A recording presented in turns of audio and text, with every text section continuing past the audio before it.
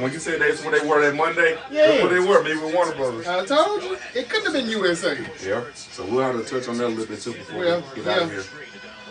Wow. Is that a rumor or is that confirmed? I think this is confirmed. I ain't know he pretty credible, man. He don't say nothing until somebody else done put it out there. Yeah, confirmed it. Do I hit the live button over there yet? AEW is dying, slowly but dying. Yep, I agree. Who gonna watch them on FedEx, man? Yeah, FedEx. That's where they going. Well, he got a question mark behind it, but when SmackDown goes, they don't even get interviews. Yep. You know, and SmackDown get like 2, almost 3 million views sometimes on Fox.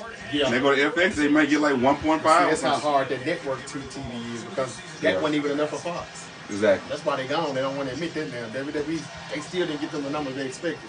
Nope. Now, had Punk been there already too, and Roman Reigns was there full time, it might have been a different story. You ready? Yeah, you can go ahead and hit it. I think I did. Did I hit it? Oh, you did? Yeah, you did. Oh, sure did, yeah. I'm sorry. Okay. Well, we are here. Great Debate Show live on TikTok. I'm Jarvis Jeffries. This is Terrence Smith. This is Nick Ely. And this is the Great Debate Show where we sit up and debate damn near anything. Any and everything. Seriously. And we're doing the top 25 running backs. I gave you 10 running backs earlier in the week that didn't make my top 25 list, but I call them honorable mentions because they definitely deserve to be, to get mentioned because, like I said, those guys, Matt Forte, Jamal Charles, Priest Holmes, Jamal Lewis, Clinton Portis, Sean Alexander, Ricky Williams, Marshawn Lynch, Corey Dillon, Chris Johnson. Those guys deserve to get mentioned. But, yeah, they're not in my top 25 on the list. Nick, you've got some guys that didn't make your cut, and you want to give those names out as we go ahead and run into this and get started. Thank you for joining us. Yeah, and there will be one on here that I think. No, hold on, don't start just yet, because I haven't started right here yet. Oh shit! I'm sorry.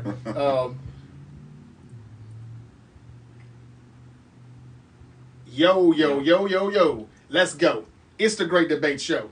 In the building, back and better than ever, baby. Jarvis Jeffries, Terrence Smith, Nick Ely. We're here, and we're here with our top 25 NFL running back list of all time.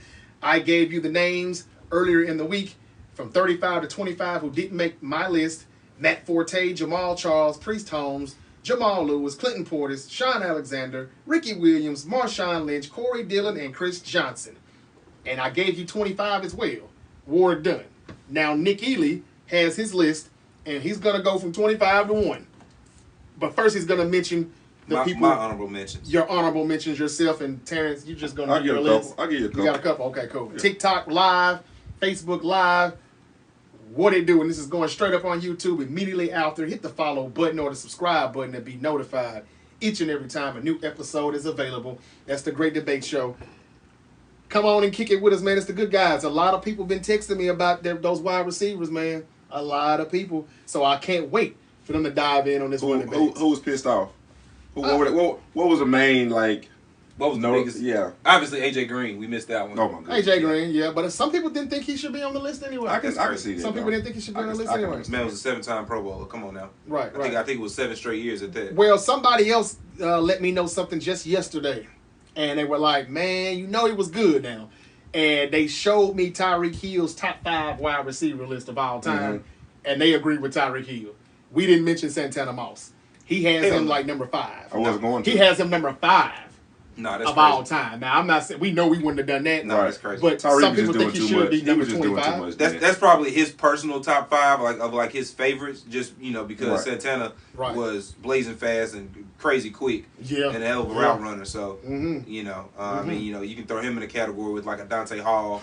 Even his brother Sonoris Moss was real nice for a short time, anyway. Santana Moss? No, he had a brother. Yeah, Sonoris. Yeah, he had a brother named Sonoris. Yeah, that played receiver. He was fast really? too. Yeah, if I'm not mistaken, he played college at Florida State. Didn't the Giants have him? I think the Giants and maybe Santana played for the Washington. And Jets, and that might have been it. But yeah, he was a bad boy now, but don't think he quite would have made my number 25 list. Nah. But the fact that I didn't mention him, Yeah, I kind of felt a little bad about that. But worse, AJ Green, I would say. For sure. The fact that we all miss him, though, that's crazy. We all did. Yeah. This is the third time, though, we've did wide receivers, we've did tight ends, and now we're about to do running backs. And I can tell you right now, for the third straight time since we started this debate with all the positions, we're going to have our number one unanimously again. It'll be the third time. Tony Gonzalez was our number one tight end, and of course, Jerry Rice was our number one wide receiver. Yep. And our number one running back, I'm sure you all know who that's going to be, but we'll get to that. Nick, let's have it, man. All right, so I got 10 guys that just missed the cut, no particular order. Okay. Clinton Portis, Yeah. John Riggins, Warrick Dunn, Corey Dillon, Priest Holmes, Jamal Charles, Ricky Williams, Ricky Waters, Fred Taylor, and I think the one that may get a little bit of heat, Gale Sayers. No, I'm not gonna give you no heat about Gale Sayers. Only because he didn't play very long. But I have a problem with Ricky Waters and I can't say Ricky Williams because he didn't make mine either. He's like 28. Like I said, I didn't put him in order. You don't think Ricky Waters should be top 25? He was close. Like he was when I saw it, I went, Like I almost. The number surprised you, didn't it? Right. Like I almost thought it was gonna be an AJ Green kind of situation, but Yeah. I looked it over. I was like, nah, I can't quite bump him up in there. Give us your reason real quick on why Gale Sayers is not on your list. He didn't play long enough. I mean, he was a dynamo for the few years that he was It was in. only like 5 years. And not to mention 5 years. Not to mention a little bit more of his impact was as a returner, somewhat more so than a running back. Not to say more so, but was he averaging like 6 yards a carry? something like that. Yeah, I mean, he was a hard to deal with. It was just 5 years though. Yeah, 4 or 5. Yeah. I think it was 7. See, so like I was telling you guys, I don't think so. it was like 4 or 5. Yeah. Wow. But like, just like I was telling you guys before we started recording that I'm not going to reward longevity. That not overly rewarded. I mean, of course, it's a great thing. Like Frank Gore, that's great, right? Mm-hmm. But if you can play for a short period and make an impact like Gale Sayers made, I got to reward that. Fair enough. Okay. I mean, he may have been 27, 28. You know. But anyways, starting from the bottom, if y'all want to pull yours up as well, we can see where our differences are. Number 25 for me, Steven Jackson. I thought about Steven Jackson.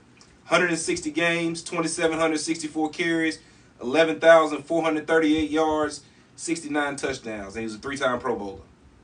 Steven Jackson was nice. I got Steven Jackson at 25. You know what your 25? That's my 25. You want to get your 25 now, or you want to wait? I know what my 25 is. I don't have to look. Yeah, I know you know. I see it.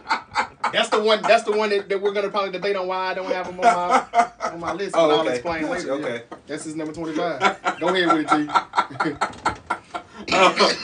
Let me tell you, I won't lie.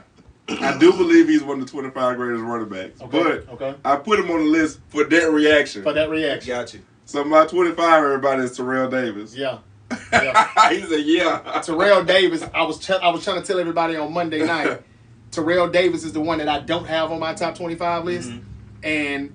Or your top 35 for that matter. Or my top 35. He just didn't make the list. I guess I didn't either because I didn't mention him there. Well, Jarvis is like the guy outside of the club with the clipboards, you know. You didn't make the list, Terrell. You didn't make the list. Look, I'm gonna go ahead and explain why real quick then, if I may, on why he didn't make the list, because I know some people are gonna come for me, and I've got my reasons on why he didn't make the list. Okay, first of all, Terrell Davis, as good as he was, and we know he was good, right? He had what was his total numbers? Terrell Davis in 78 games. Only 78 games. He got injured. That's another one of my reasons why he's not on the list. That's fair. He he had 1,655 carries, and he rushed for 7,607 yards and 60 touchdowns.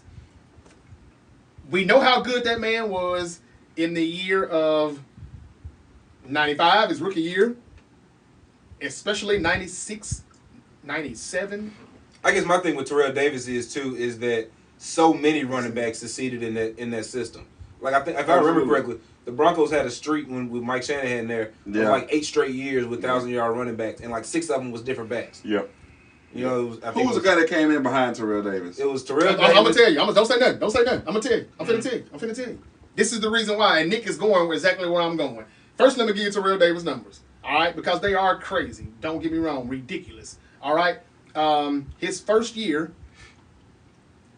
that the rookie year? Which one is the rookie year? Okay, yeah, the rookie year. 237 carries for 1,117 yards, 7 touchdowns. That's his rookie year. And it goes crazy after the 345 carries. That's a lot of carries. That is a lot of carries. 1,538 yards, 13 touchdowns. That's in 96. 97. That's the year. 369 carries, 1,750 yards, 15 touchdowns. Yeah. 97. 392 carries. Good grief. 2,008 yards, 21 touchdowns. Damn. He did his thing now, don't get me wrong. And I'm sure it went downhill after that. It did. That was it. That's the end of the chapter for him right there. And here's why he didn't make my list. Because even though those 3 years are phenomenal, going back to what Nick was alluding to, ladies and gentlemen, guess what happened the year after he couldn't play anymore and he started getting banged up? Orlandis Gary. Orlandis Gary. I want to make sure I'm doing it in order, though. No, I don't think I'm doing it in order. I remember. Yes, I am. Yes, I am. I don't. I think there was a Mike Am Davis. I going in order? Mike Davis, that's what I'm thinking about. Yes, Mike Davis. I'm getting Clinton Portis. Oh, no, I'm getting to all of them. Hold on. Here we go. Starting from after he fell off, Clinton Portis was next. Mm-hmm. All right? 273 carries. That's less than the 300-plus carries Terrell Davis was getting. And in those 273 carries, he got 1,508 yards and 15 touchdowns in 99. All right? Now, the next year, 2000, Clinton Portis, 290 carries, 1,591 yards, 14 touchdowns. All right? The next year, Reuben Drones. Remember him? 275 carries, 1,240 yards, 6 touchdowns. The next year, Mike Anderson, 239 carries. Not Mike Davis. Mike Anderson, yes. 239 carries, 4,014 yards, 12 touchdowns. Mike Anderson the next season, 239 carries, 1,014 yards, 12 touchdowns. Tatum Bale, 233 carries, 1,025 yards, 2 touchdowns. He was a little more of a scat guy, if I remember. And it finally started to fall off when Jay Cutler was the quarterback and Selvin Young, as a rookie, had 140 carries and only had 729 yards. That's when it finally... Noshawn Moreno. 247 carries, 948, 7 touchdowns. Guys, what I'm trying to say is...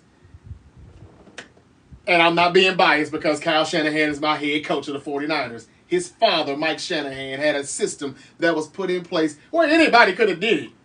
So now he didn't make my list. And that is the reason why I will debate anybody that will come for me. Because if Terrell Davis, and he has a gold jacket, when is Patrick Willis going to get his then? He had 8 great years. And you gave Terrell Davis a gold jacket for having 3 good years. And he won 2 Super Bowls. But you do believe that Super Bowls kind of... It clouds their judgment. Incorrectly. It clouds people's judgment. Yeah, just the same thing we talked about with Michael Irvin a few weeks ago when we did the top 25 wide receivers. And I sent y'all some footage where, according to Steve Smith, he thinks he was better than Michael Irvin too. It's the 3 Super Bowl rings and Emmitt Smith and all those people that he named on why he was what he is. Now, we can debate that another day. Right. But y'all saw Steve going off on Michael Irvin at the desk. Safe to say Eli won't be on your quarterback list. Look, here's the thing, man. He has the Super Bowls, but he was the most inconsistent quarterback I've ever seen, probably. That's going to be interesting. But the fact that he beat the GOAT twice, I'm not saying he won't be on the list. It depends how many quarterbacks we're doing. That's all I can say. But yeah. We need 25 there, too. But no, keep going, Nick. I just wanted to pause and let everybody know why Terrell Davis is not on my top 25 or 35 list. Just didn't do enough. I mean, he didn't do it long enough. That's fair, though. That's fair. If that's the case, put Jamal Anderson on the list then. You know, he didn't win the Super Bowl, but that's because he lost to Terrell Davis when he was. Just saying. Go ahead, Nick. Number 24, Eddie George. 141 games, 2,865 carries, 10,441 yards, 68 touchdowns, 4-time Pro Bowler, 1-time All-Pro, 96 Offensive Rookie of the Year. Eddie George, 24. 24. You're 24, Terrence? It hurt me to do it, but I had to give Jerome Bettis some love at 24.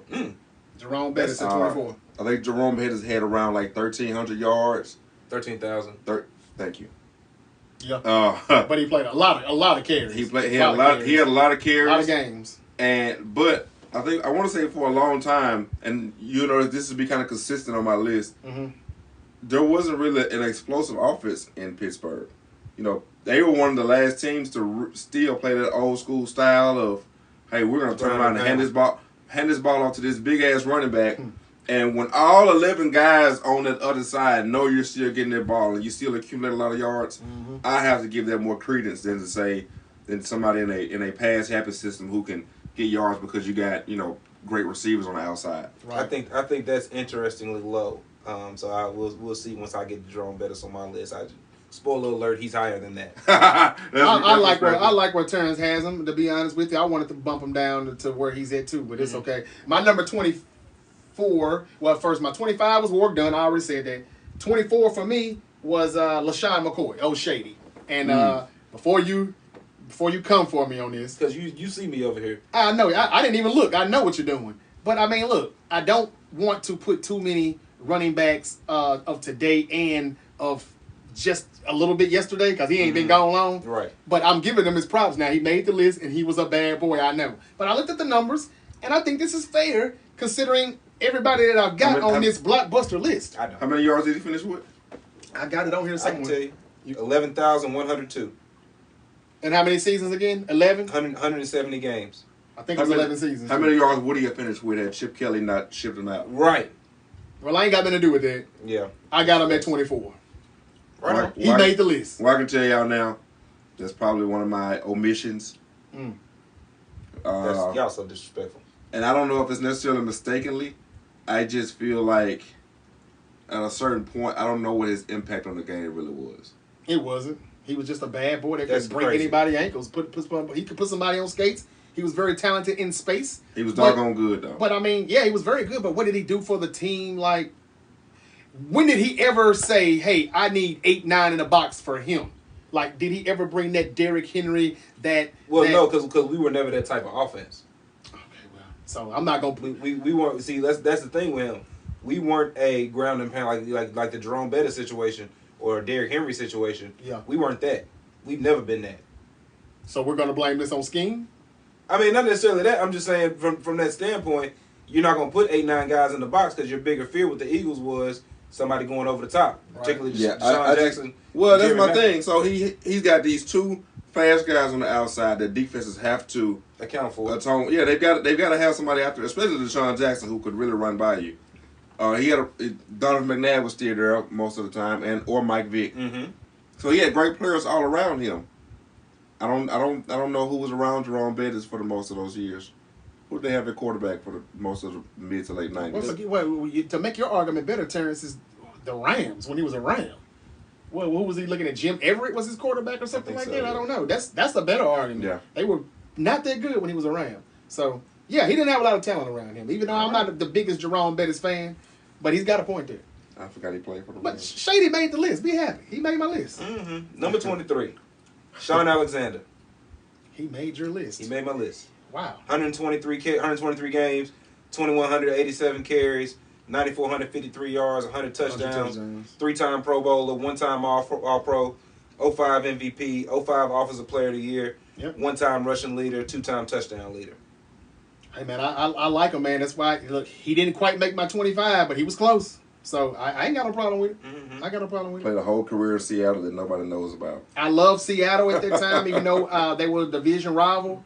But I was like, hey, my team sucks and this team is pretty good. I always kind of like Mike Holmgren was like, you ever have a coach crush back in the day? Like it would be Andy Reid and Mike Holmgren. Yeah. Those were like my guys. Mike Holmgren, very underrated in my book. He should have won a Super Bowl with Seattle. I think that they got screwed in that Super Bowl against Pittsburgh. He would have had 2 Super Bowls with 2 different franchises. And ironically, Shaun Alexander would have had a Super Bowl in that. And Shaun Alexander would have had another trophy to the remarkable list that you just read out about him. So, yeah, I got no problem with it. 23, Nick Ely has Shaun Alexander. Terrence, your number 23 is, drum roll, Ricky Williams. Ricky Waters. Waters? Oh. Oh, sorry, Ricky Waters. Interesting. I knew it was Ricky. But see, he made his list. Mm-hmm. And I think that he was close to making yours. He was in my honorable mentions. If you want to be real, and I'm not trying to be disrespectful, because LaShawn McCoy is like, he took it to another level. That's kind of who Shady was in the 90s, though. In the mid-90s to late 90s, Ricky Waters. I didn't say he wasn't, but I'm saying before we got LaShawn McCoy, That's who that kind of was, Ricky Watters. I understand, but LeSean McCoy's better. I didn't say he wasn't. Damn. All right, so my 23, that's good, Ricky Watters. I like both of y'all 23s. My 23 is Fred Taylor. Freddie. And I really hoped he made your list, but I understand. I looked at the numbers and it wasn't quite what you think. Yes, it was. In comparison to the guys I have on the list, it wasn't quite what you think. Fred T. Well, I'm just glad Fred T is getting some acknowledgement because, man, you don't want to talk about carrying a franchise. Yeah. Like, I don't know if anybody... Fred Taylor played 153 games. He had 2,534 carries, 11,695 yards. The touchdowns are a little low at 66, but... And I think he was on like a one-time Pro Bowler. Well, I mean, but that team, outside of 99, Mark Brunell, and what they did that year, Jimmy Smith, they threw the ball, too. Mm-hmm. I think that was pretty good. Fred Taylor was somebody that I watched, and so not only am I looking at the numbers, the eye test, remembering what happened, and the the Titans defense that was always stout, the Ravens defense that was very stout that he had to go up against, and of course those Patriots. Belichick's play. He's seen a lot of tough D in the AFC. Did he ever play for another team? No, I don't think so. I don't think he did. I don't think so. But yeah, I like Fred Taylor. So yeah, did he go to the Patriots on the back end? No. I think they were trying to get him. There was some talk of it, but I think he just ended up retiring. Okay. To the best of my knowledge. I can't picture him anywhere other than a Jaguar. But yeah, that's my 23, Fred Taylor. All right. Who was your 23? Ricky Watters. Ricky Watters. Number 22, Marshawn Lynch. 149 games, 2,453 yards, 2,453 carries, 10,413 yards, 85 touchdowns, 5-time Pro Bowler, 1-time All-Pro, 2-time touchdown leader. Okay. He didn't make my list, though, did he? I don't think he quite made mine. But I think Marshawn was in your honorable mention. He was in my honorable mention, yeah. He didn't make mine either. He didn't make yours either? That's crazy. Terrence, who you got at 22? 22, I have Tiki Barber. Tiki Barber. Tiki Barber should have been in my honorable mention. I left him out. Tiki Barber. Tiki Barber should have been in my honorable mention. Oh, he didn't make anything? That's an omission. He should have made the honorable mention. Let's see why Tiki Barber is what now I'll do it in a minute. Tiki Barber, number 20 or number 22 for Terrence. That's good. My number 22 is Eddie George. Okay. I don't think we have to say anything about him. We know what he did. Okay. He was the fastest running back to 10,000 yards. A lot of times we made jokes that it was 3 yards in a cloud of dust in Tennessee. But you know why it was? Because they didn't have shit for receivers over there. Nah, not really. Not enough anyway. So yeah, what's his name? Eddie George is my number 22. Number 21, Chris Johnson. 130 games, 2,163 carries, 9,651 yards, 55 touchdowns, 3-time Pro Bowler, 1-time All-Pro, 09 Offensive Player of the Year, 1-time rushing leader, and the only player with 2,500 all-purpose yards in a season. Well, Nick, here you go. Our first agreement of the day is 21, Chris Johnson. Interesting. I'm rubbing off on y'all. I'm glad y'all like it. You just gave the numbers, so yeah. Hey, man, look, again, everybody couldn't make my list. He didn't make it, but he was one of my honorable mentions. I think he was somewhere at, where did I have him at? I had him at 26. Mm-hmm. He just barely missed it. But Ward Dunn, 500 catches, 5,000 yards almost. I just couldn't leave that out. I understand. I remember telling you that I thought he probably should have made your list based on what you gave me. Right. So, 21, Tiki Barber for both of you guys. That's cool. No, Chris Johnson. Chris Johnson. Yeah. Tiki Barber's my 21. He just mentioned him at 22, so he made both our lists. So we think you probably slept on Tiki Barber. That was an omission to leave him out of the honorable mentions at least. Yeah, well, here's the reason why we got him on the list, Nick. Tiki Barber, you're sleeping on his numbers, though. I'm telling you. I looked at him. I wasn't the biggest fan of him. He had 10,000 some odd yards. He had like 6 straight 1,200 yard seasons before he retired. I got it. He was a little. I downgraded him a little bit, and I started to say this on the last show too. Like my rating of Tiki Barber is not hate because he plays for the Giants. Because as an Eagles fan, like the Giants to us are kind of the little brother. Mm-hmm. You know what I mean? Like the Cowboys, we look across, and even though we highly dislike them, we at least have some respect for them. We like the Giants 9 times out of 10. It's like, all right, bro, whatever. But Tiki Barber was nice, so it's not me trying to hate on him because he played for an NFC East team. But I think probably that honorable mention area, maybe 27, 28. Again, on my list, I go by what all you did. Mm-hmm. Man, this brother, like the running, but here's the numbers. All right, in 154 games, he had 2,217 carries. That's just about as low as it's going to get until I get to another running back that I loved that set this whole all-purpose thing. He got it started. But anyway, back to Tiki. 2,217 carries, 10,449 yards, 55 touchdowns. I know you're thinking, that ain't all that. 10,000 yards off 2,200 carries? It is. But he also added 586 catches for 5,183 yards and another 12 touchdowns receiving. That's enough to make my top 25. And I think that's why he was 22 on Terrence's list and 21 amazing out of the backfield as a receiver. Very much so. All right. Number 20. The only current player to make my list, Derrick Henry. 115 games, 1,964 carries, 9,210 yards, 88 touchdowns. Excuse me. 3-time Pro Bowler, 1-time All-Pro, 2020 Offensive Player of the Year. I'm not mad at you. I'm not mad at you. Derrick Henry's that dude, man. So this is what I'm gonna do because I totally screwed up some kind of way. I left Derrick Henry off. That's crazy. But Derrick Henry is now number 20, and this person that is number 20 was on the verge of getting left off anyway. So let me do this. Derrick Henry is my number 20. I want to give an honorable mention to Thurman Thomas. You're taking him off? Yeah. You're gonna take Thurman Thomas off? I'm taking Thurman Thomas off. Y'all got some guys much lower than I got. But let me say this though. Like, I know Derrick Henry's a bad boy, and he is on my list. I'll say that now. Yeah. But you don't have to have him on the list just because he's I totally missed it. You don't have to have him. Yeah, I totally missed it. You know, but again. And I fumbled with Thurman Thomas anyway, kind of moving him up and down. He must be that dude because he's the only running back that either of us have on our list today, from today. Even though Christian McCaffrey, I want to do it, but not yet. Let me let him play one more year in the Shanahan system, and he's definitely going to. Man, he is eating over there, boy. Yeah. Imagine had he played his whole career in this system. Yeah, if he hadn't been with Carolina for this time, he would already be on the list. So 49er fans, don't get the strap. He's not on my list. Not yet. They will get the strap. Yeah, for real. Okay, so look. All right, so both of y'all agree at 21 and 20. Yeah. Chris Johnson and then Derrick Henry. Who's your 20? LeVar, I know you're going to like that. These Titan running backs getting mentioned here. I know you love it. Three of them on there, yeah. Three? Eddie George, Chris Johnson, Derrick Henry. Oh, yeah. What was Eddie George at again? Eddie George was 24 for me. 24? I don't think I've gotten to him yet. Oh, okay. Oh, you got him higher. Okay. Just a little bit. All right. Okay, so who's your 20, Jarvis? My 20 is Jerome Bettis. Nice. Yeah, I got him at 20. I had him a little higher, I'm not going to lie. And then I looked at the games, and then I remembered that I didn't really like him. And then I he was a Steeler, and I don't like how that whole, riding the bus to the sunset and the retirement. That last game. He was one of the first ones to get that last game. It was in his hometown of Detroit. All of that. Yeah, but it played out. It couldn't have played out. You couldn't have written a better script. You could have scripted it, huh? Yeah.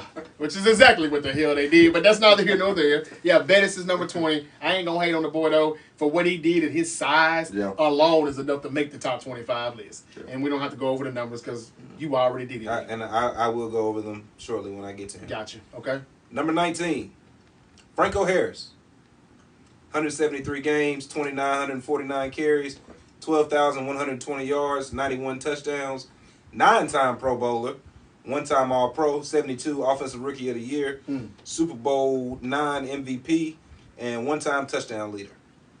All right. Well, look, at 19, I gotta show a little hometown love and throw Jamal Lewis on the list. And I say that because you can pull up his numbers, but when you look at what he was able to do on that offense, the defense was historically great. The offense was historically bad. Yeah. Probably one of the worst offenses to win a championship, if not the worst. Yeah. When you throw it in there and look at his production. Then they average like 10 points a game? No, they allowed only 10 points a game. They allowed only 10 points a game. Yeah, that's what I'm saying. They had to average 11. That's probably all they averaged. Yeah, that Ravens defense was nuts. Real. But you got Trent Dilfer at quarterback, and the receivers weren't terrible, but the offense was just not good. Trent Dilfer was terrible, and the fact that they could still turn around and hand that ball off to Jamal Lewis, and for him to be as effective as he was, and at one point had the single game rushing record. Yep.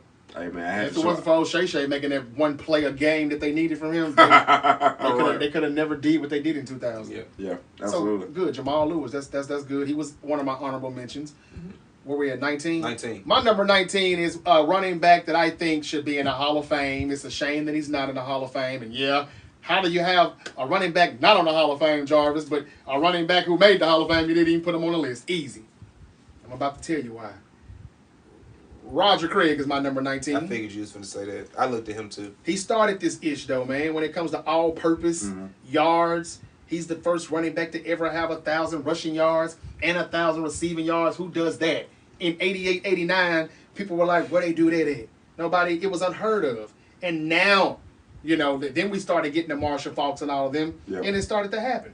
Well, you know, Warrick Dunn, Tiki Barber, and the list goes on. But yeah, Roger Craig, in 165 games, man, he had less than 2,000 carries. 1,991 carries, 8,189 yards, 56 touchdowns. And before you say, well, he didn't get 10,000, Jarvis, I thought you wanted that 10,000.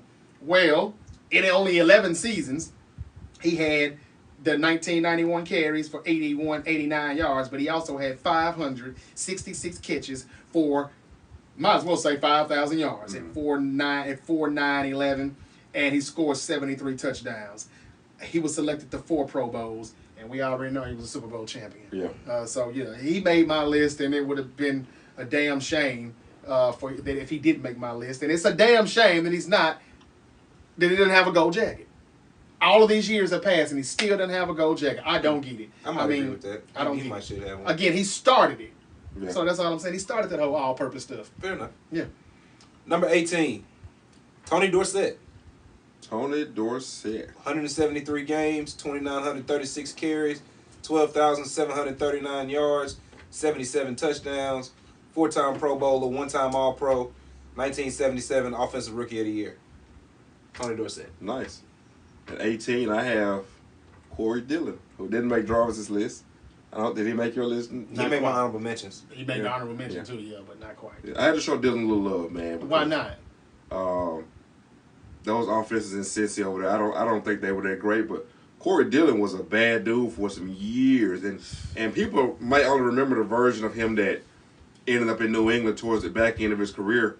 But by that time, Corey Dillon was already kind of running to the ground and wasn't the same guy. But man, over in Cincy, hey, all you would see would be those stripes running by you going into the end zone. Yeah, he was a bad man for a long time over there, and I would probably still their best running back in franchise history, right? Cincinnati. Yeah. Yeah. I don't think Joe. I mean, now Joe Mixon is quietly having a good career. Yeah, but he's not. He's nowhere near what Corey Dillon is doing. No, I don't think so. Where we at now? 19? I mean 18. 18. 18. My 18 is Ricky Watters. Ricky Watters was a good running back. I think he was very underrated. Yeah. People forgot about what he did when he went to Philly and Seattle. He still kept racking up the yards and the stats. But when he, at one point, has anybody even broke that record? 5 touchdowns in one game? Did anybody break that record yet? In a single game? I think Alvin Kamara had a 6 touchdown. No, he. Oh, wow, really? I think Alvin Kamara had a 6 touchdown game. I think he had a 5, and he was about to break it. And, he hadn't broke it then. Yeah, and what's his name? They were on the 1-yard line, and they didn't put him in the game. I think he tied it with 5. Okay. I thought he had a 6 touchdown game. Okay. All right, so Ricky Watters, in 144 games, he had 2,622 carries. He did get over the 10,000-yard hump, 10,643, and 78 touchdowns. He also had 467 catches for 4,248 yards and scored 91 touchdowns total when you add the receiving. So that bumps up from 78 to 91. He was another one of those all-purpose backs that people didn't talk about enough of. And in space, before Shady McCoy, that was Shady McCoy. If you just go back and look at it, 94, great season, Super Bowl champion as a Niner, and Ricky Watters, my number 18. Number 17, Shady McCoy. So, I mean, you didn't have him that much higher than what I did. What'd you have him at? Well, I had him at 24, but yeah, that's too low. It ain't that far apart. Yeah. And he's very close to the guy that I compared him to. 170 games, 2,457 carries, 11,102 yards, 73 touchdowns, 6-time Pro Bowler, 2-time All-Pro, 1-time rushing leader, 1-time touchdown leader. Where does those numbers sound better than Ricky Watters' numbers? Because they are. He didn't have more touchdowns than him. He had 5 less. That's not more. Yeah, he had 5. And what was the other number you just said with the? He had more rushing yards. What 11,000? 11,102. Okay, damn, I didn't even look at his receiving stats. Damn, but I mean, LaShawn McCoy was catching passes out of the backfield too now. But Ricky Watters had almost 11,000, 10,643. So, and again, how many receiving yards did Shady have? I didn't look. The boy got 42, 48. It ain't that. Man, please. I got Shady at 17. I think my list is pretty solid. Anyway, got you. Up next for me will be Eddie George. That's at 17. That's 17, Eddie George. I can't do that. Eddie George, 17 for you. I've got, and I had him at 22. My 17 is Edgerrin James. The Edge. The Edge. Y'all got some guys lower than I do, boy. I tell you what. I think people are sleeping on Edgerrin James because the dude. I think you one of them people. No, I'm not. Man, come on, man. Like, okay, I think you're going to disrespect a lot of legends then, it sounds like, in your top 15. Not at all. I don't think so. Well, I don't see anywhere else to put Edgerrin James. Is there anyone you feel like I've disrespected to this point? Yeah. Who? Ricky Watters and Roger Craig. Okay. Edgerrin James in 148 games, ladies and gentlemen. He had 3,028 carries. That's a bit on the high side, but y'all don't care about that. You said you didn't care about that. 100 how many games? 148. Golly, so he played 22 less games than LaShawn McCoy. A whole season and a half less. It had 3,000 some odd carries. Yeah. And he had 12,000. He had 12,246 yards and 80 touchdowns. Shady had 73. He had 80. He had more yards and he had more touchdowns. He also had some more carries. He also had 600 less carries. Okay. Edgerrin James is my number 17. Edgerrin James is a bad dude. He's a bad dude, man. And he played, and again, he played with Marvin Harrison, Peyton Manning, Reggie Wayne. Come on, man. That's a lot of offense that he had to deal with, and he still put up those numbers. Well, you weren't giving that same excuse for Shady. What excuse? That he was playing with those top flight receivers. What top flight receivers? Deshaun Jackson and Jerry Maclin. What top flight receivers? They were top flight in their prime. What top flight receivers? I'm gonna ask again. You show me the numbers and show me why they were top flight. In his prime, Deshaun Jackson wasn't top 10? No. Oh yeah, he was top 10, not top 5 though. Never. 7. He was a deep threat. That was it. 7. Tyreek Hill makes him look like dog water now. No, I don't know about all that now. That's a bit strong. He never was top 5. That's all I'm saying. That's a bit strong. Never was top 5. Edgerrin James is my number 17. Who was your 17, Terrence? Eddie George? Eddie George. Number 16, the Bus, Jerome Bettis. 192 games, 3,479 carries, 13,662 yards, which I believe is 6th all-time. 91 touchdowns, 6-time Pro Bowler, 2-time All-Pro, 93 Offensive Rookie of the Year. Well, look, we're going to stay in Pittsburgh. At 16, I'm going with Franco Harris. Franco. No Franco. I feel bad about this, man. Both of y'all got Franco on the list. I had him on mine. I had him on there, and I took him off, man. It's a few guys that I wanted to take out, but I'm not trying to be disrespectful to the old heads that, paved the way for these young guys. And some of the numbers, it's hard to take them off. Yeah. But Franco was one I was like, yeah, he can go. Because it just wasn't flat out like jumping off the screen like, damn, the stats didn't jump off the paper. So, but yeah, I'm very, very proud of you guys for having Franco on both of y'all's list, though. I didn't know about you, Nick. I know because you think I'm 25 years old and I don't know nothing about this. I didn't think you would show that much. He said nigga fresh out of high school. Right. So we're at 16. 16. My 16 is Steven Jackson. I know y'all probably think I think highly of him, but clearly. Yeah. Let me find Steven Jackson. I got him. You got him? Yeah. Okay, cool. Go ahead. 160 games, 2,764 carries, 11,438 yards, 69 touchdowns, 3-time Pro Bowler. Man, I tell you what, Steven Jackson. And you're still doing him a disservice because I'm sure wherever, if I can find him, I got the receiving yards too. Yeah. Again, all purpose means a lot to me, guys. Okay. Here it is. He also had 40. Oh, no. No, that's not what I thought. 42 catches for 330. Yeah. 3 receiving yards? Hell no, that ain't right. No, here we go. 461 catches. There we go. For 3,683 yards. That's why he is number 16 on my list. Look up Shady. And he was in my division. That boy was a problem for me. Yeah, he was. When he was around. I tell you what else, though. It was one of those games. It wasn't NFL Blitz, but it was like the EA Sports version.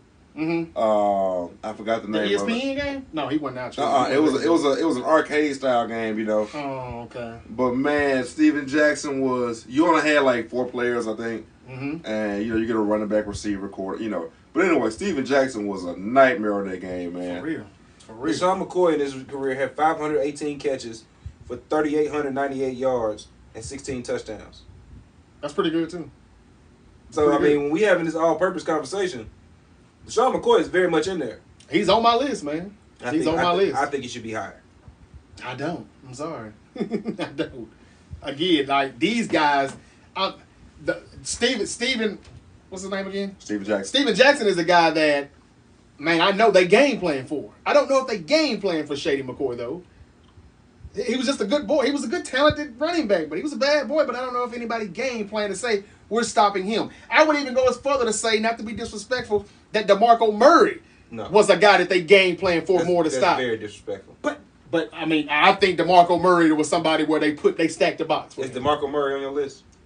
He's not. Okay. But I still think when it comes down to, hey, we want to stop him. Your boy wasn't just like, I don't know. He just didn't put DeMarco Murray on the list. It ain't about that. It's the same system. But when he was in Dallas, he was better in Dallas than your boy was in Philly, probably. No, I disagree. As far as just a running back, he's got a shit ton of carries. He just wasn't an all-purpose guy. He got a bunch of carries in Dallas. They ran him in the ground, and then we ended up with him, and he wasn't no good no more. Yeah, but he was a bad boy before then. But y'all had like 3 running backs, though, right? Y'all had LeSean McCoy, DeMarco Murray. I think we got him because LeSean was gone. I think that was in the Chip Kelly era. Okay, I thought y'all had him in like 2 other high-profile running backs at the same time. And a lot of that Chip Kelly scheme stuff does cloud my judgment a bit too, because it was like, what am I watching here? Yeah, Shady's good, but I don't want to watch this anymore, and I would change it. Number 15, Edgerrin James. All right. The Edge. We're finally close on something. 148 games, 3,028 carries, 12,246 yards, 80 touchdowns, 4-time All-Pro, 4-time Pro Bowl, 1-time All-Pro, 99 Offensive Rookie of the Year, and 2-time rushing yards leader. Edgerrin James is my 15. I like Edge. I said Edgerrin James numbers already. Yeah. But yeah, okay, cool. 15. Yours your Marcus 15. Allen. Marcus Allen. Good one. I got his numbers. You got his numbers? Yeah, I got them. Okay, go ahead. 222 games, 3,022 carries, 12,243 yards, 123 touchdowns, 6-time Pro Bowler, 2-time All-Pro, 1985 MVP, Super Bowl, what is that? 18 MVP. A long damn time ago. And 82 Offensive Rookie of the Year. Marcus Allen is too low on your list, in my personal opinion. Entirely too low. Could be. We'll have to see what 15? Yeah. We just have to keep. That's entirely too low. Just have to keep looking at his list. Yeah. We're at 15. Mm-hmm. My number 15 is Frank Gore. And Niner fans, don't get the strap. They will. But the reason why I have him at 15 is because it kind of almost started to look like a little stat stuffing. Like when he got past season 12, 13. And I think he played for like 16 seasons. What did he finish number 2 He's all got time? a lot of yards. 16,000 yards on the nose. Yeah, he's got it. Yeah, go ahead and give me the numbers. Frank Gore? Yeah, he's got the numbers. Who was also higher on my list than he is on yours. That's fine. 241 games, 3,735 carries, 16,000 yards, 81 touchdowns, 5-time Pro Bowler. 5-time. And the reason why I didn't want to be biased and have him higher, but then, it would be very contradictory of me to have him higher, but Jerome Bettis was at like number 20 for me. I have him higher because number of games and carries and I have him higher because of that level of consistent. I mean, that's averaging 1,000 yards a year for 16 years. Yeah, no doubt about it. But again, if you calculate it, it's like all you had to do was get about 45 yards a game to get 1,000 yards, and it becomes like, what do you value? The 1,000 yards or the games, the carries? It's a lot of. I looked at the carries and the games, and I'm like, look, man, the rest of my list, I'm telling you, that's the best I can do. That's the best I can do. But he's on the list. And that is my 3rd Niner running back. And if I really wanted to be biased, I would have put Christian McCaffrey on here, and he would have made top 10, but I want to give him another year or 2 in Shanahan's system before I do that. So, yeah, 15 is Frank Gore. And yours was who, T? 15 had Marcus Allen. Marcus Allen, yeah, he's a little too low for me. Yeah, Marcus Allen. Number 14. Another one me and T disagreed on. Thurman Thomas. 182 games, 2,877 carries, 12,074 yards, 65 touchdowns, 5-time All-Pro. 5-time Pro Bowler, 2-time All-Pro, 1991 MVP, and 1991 Offensive Player of the Year. That's why I looked at T like, you want to take him off? That's what happens. That's what happens when you lose 4 in a row. That's a little nuts to me. You see those things that cloud the judgment, and the guy, and one of the reasons why they lost 4 in a row, Michael Irvin was on one of those teams that beat him, and some people think he's top 5 all time or top 10 at least, and I don't. Who? Thurman Thomas? Michael Irvin. Oh, okay. I think I had him at like 12 or 13. I think we all had him like in at 11 to 13. Y'all had him at 11. I had him at like 14 or 15. Yeah. Well, no, good stuff with 14. Thurman Thomas. That's 14. 14? Yep. All right, y'all gonna kill me, but I got my boy Fred T right here. I thought you already had him. Fred Taylor. That was me. Yeah, Fred Taylor. Hey, Fred Taylor played a lot of years on those bad Jacksonville teams. I don't know if anybody has carried a franchise the way Fred Taylor had to carry Jacksonville. That he did. And it's like Jarvis mentioned, he wouldn't get some Barry Sanders was like a word. Barry Sanders will get a word. That's why he's number 1. He will get a word in just a minute. Right, that's right.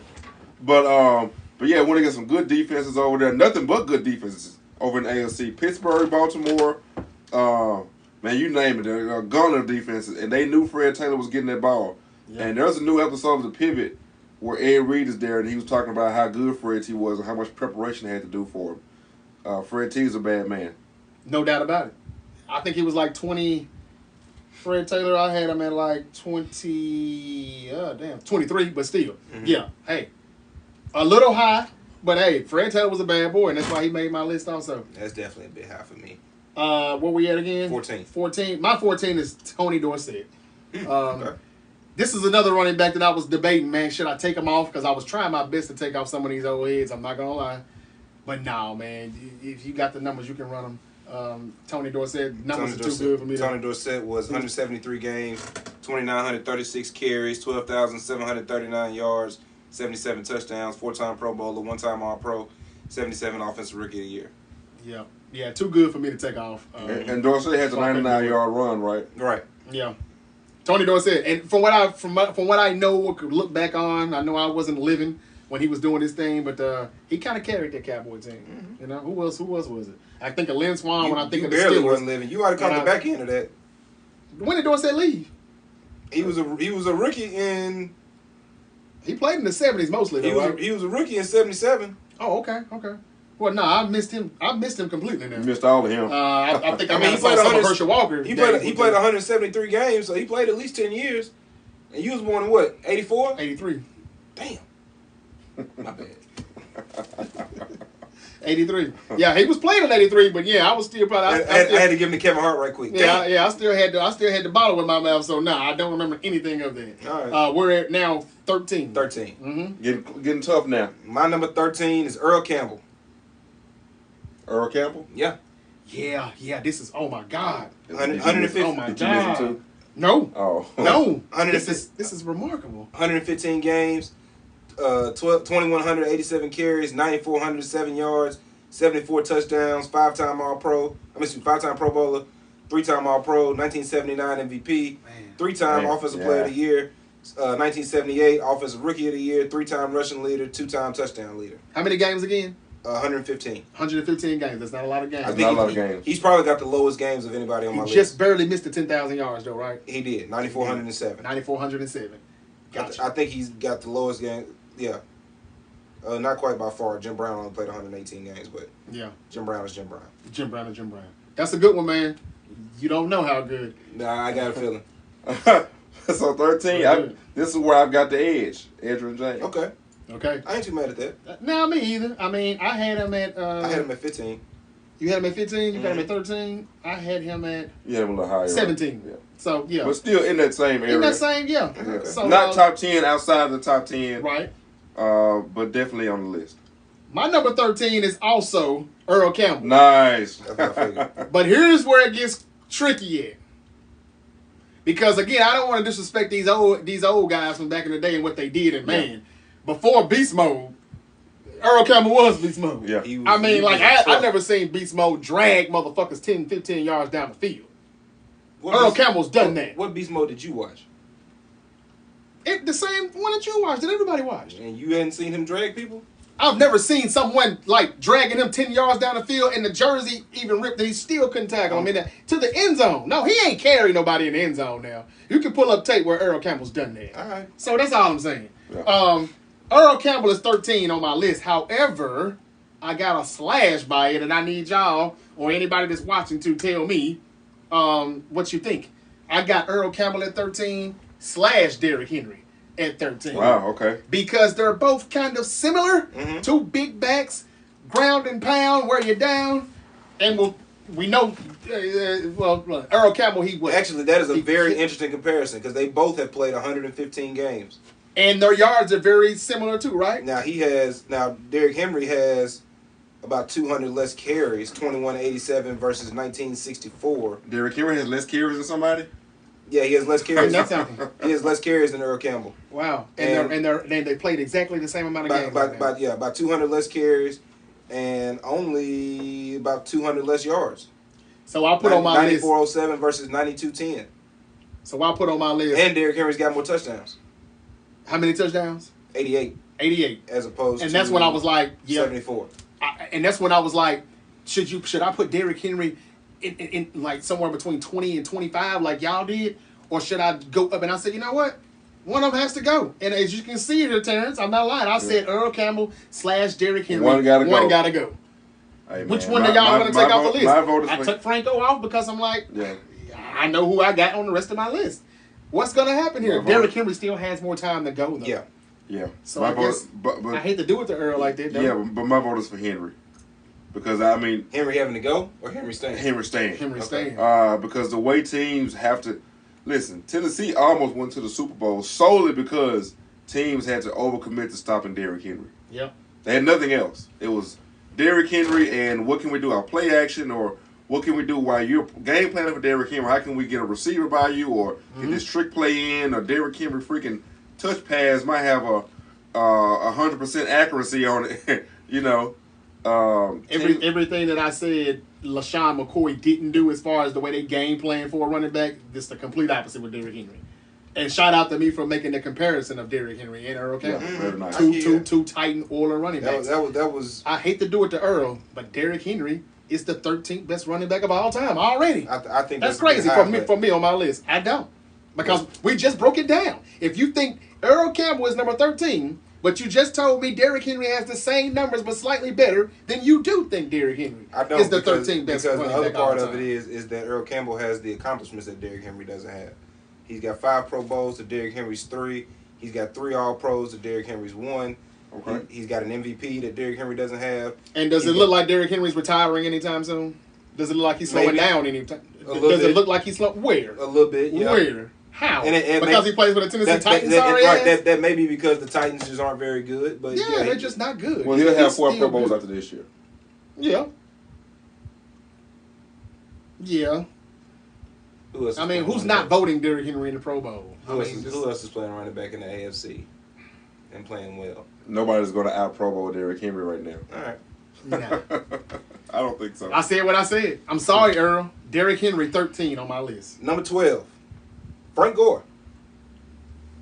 241 games, 3,735 carries, 16,000 yards, 81 touchdowns, and a 5-time Pro Bowler. So you got him 4 spots higher than me. He was the one I gave a little bit more credit for his longevity because it was so consistent. And I appreciate that. You know, because 1,000 yards a season for 16 years, that's crazy. I appreciate that. I respect it. Well, if we want to talk about longevity, let's go with Curtis Martin at 12. Also kind of low. Curtis Martin. Not that much lower than where I got him. I mean, we getting to top 10. Yeah. Not that much lower than where I got him. And as I look at, I don't know how you fit anybody else. That's a tight fit at that point. Curtis Martin. Curtis, my favorite Martin. Curtis was number 2 before Frank Gore was, right? All-time rushing yards. That may be. I think that may be right. Just looking at his. I think Frank Gore is who he is. That's who he surpassed. Maybe. Man, I know I got Curtis Martin in here. Well. What you want his numbers? Yeah, I thought I had him. 168 games, 3,518 carries, 14,101 yards, 90 touchdowns. How many yards again? 14,101. Yeah. And there's only been a few people to get 14,000, right? Yeah, him, Frank, Barry, Emmett. And that's it, right? And then what was the touchdowns again? Adrian Peterson. Okay. And Walter Payton. Yeah. I mean, Yeah, man, Curtis Martin was that dude, man, and he was still good for quite some time. I don't remember how many games you just said there, but yeah, he was good. He was definitely still good over there with New York. Yeah. So yeah, that's not bad for the number of games. So yeah, I like it. Curtis Martin. Terrence has Curtis Martin at number 12. All right, my number 12 is Juice, O.J. Simpson. The Juice. And he don't get canceled. Well. OJ, I'm just gonna say OJ, and I should have done going to his numbers anyway. I got him. You got him. Go ahead with him. 135 games, 2,404. That's not a lot of games. 2,404 carries, 11,236 yards, 61 touchdowns. Yeah, maybe a little low on the touchdown end, but 11,000 in 130 something games. That's Buffalo. In Buffalo, and one or two seasons in San Francisco. So I still do have 4 running backs, 49ers, even though he's really a Buffalo Bill. But O.J. Simpson, man, I've tried to get some of these guys and bump them down, but I just couldn't do it because, one, they paved the way, and two, man, just the way they did it and how easy they made it look. Like O.J. was really that dude. Go watch any one of those old 70 flicks or sitcoms, and he's a part of the metaphor or the joke. He was that man. Like the way we talk about whoever Derrick Henry now, that was that guy then. So yeah, O.J. is my number 12. Agreed so much that my number 11 is O.J. Simpson. There we go. Orenthal. Nobody call that man by his government name. His name is Orenthal. Obviously, I just gave you the numbers. He's also a 6-time Pro Bowler, 5-time All-Pro, 1973 MVP, 1973 Offensive Player of the Year, led the league in rushing 4 times, and led it in touchdowns twice. Great. We on number 11? Yep. 11. All right, number 11, I've got Tony Dorsett. A few spots higher than me. He was my 14, so that's pretty close. I had Tony Dorsett at what, 18? Yeah, I had him at 18. 99-yard run. Got you. Enough said. Enough said. Derrick Henry had one of them too. Derrick Henry did have one. And I got him at 13 on my list, so enough said. Number 10? Who was your 11? 11. No, that was your 11 right there. Who was your 11? I didn't say it already? I don't think so. Oh, I'm sorry. Oh, my 11 is Marcus Allen. Marcus Allen. And you gave those numbers already, and they're pretty astonishing, I would say. I know that maybe the games or the games and carries is a bit much, but people have to understand at one point he was playing behind Bo Jackson because he was such a freak. And we know how that worked out. He didn't make the list because of that. He just ain't got enough time, not enough games. But they pushed him to the side for a while because of what Bo Jackson could do and what he brought to the table. Yeah, Bo was ridiculous, man. If we're talking about all-time talent, then that's one thing. That's a different. Bo Jackson, that's a different conversation. He might be number 1 in that conversation. Yeah, that's a different conversation. Right. Yep. All due respect to Barry Sanders, he might be number 1 in that conversation. Yeah. But yeah, my 11 is Marcus Allen. Okay. Yeah, we had all-time talent, man. Bo Jackson. God dang it, what's Le'Veon would have to be on the list for me. I always thought he was a super talented guy, especially at all-purpose. Saquon would be on that list for me. Saquon absolutely would be. Make that list, absolutely. Christian McCaffrey also. Yeah. Yep. But anyway, number 10. Getting close to it now. It's going to get fun. My number 10 is Curtis Martin. Okay. Smart. Okay. 168 games, 3,518 carries, 14,101 yards, 90 touchdowns, 5-time Pro Bowler, 1-time All-Pro, 95 Offensive Rookie of the Year, led the league in rushing 1 time. All right. And Terrence had him at 12, and you got him at 10. Not bad. Yeah, and number 10, I got Orenthal. There's OJ again. So we're not far off with OJ. Calling that man by his. You had him 12, I had him 11, and you got him 10. That's right. Yep. Orenthal stabbed his way to the top 10. I actually struggled to keep not having OJ in my top 10. Stabbed his way to the top 10. I actually struggled not having OJ in my top 10. Yeah, man. Listen, the last thing I want is for me to be out of LA somewhere and bump into Orenthal, him have to question me why he's not on my top 10. So yeah, right. I don't want them problems. Fair enough. We know what he's about. All right. My number 10 is Thurman Thomas. And I think very highly of Thurman Thomas. Clearly. Yes, that boy was bad. He was. I mean, for real. What's the little segment they do on ESPN in the morning on Get Up? What's his name? The Falcon? Harry. I can't think of his name. Harry Douglas. Harry Douglas. Yeah. That boy bad. Thurman Thomas was a bad boy. I'm sorry. I don't give a damn how many Super Bowls they lost. That man was bad. I mean, like, for real, in my book, during that time, he was losing to the Cowboys, but he was better than their running back. And it wasn't even close, in my opinion. Run the numbers. Wasn't there some kind of mishap with like his helmet or something? Thurman Thomas? With that?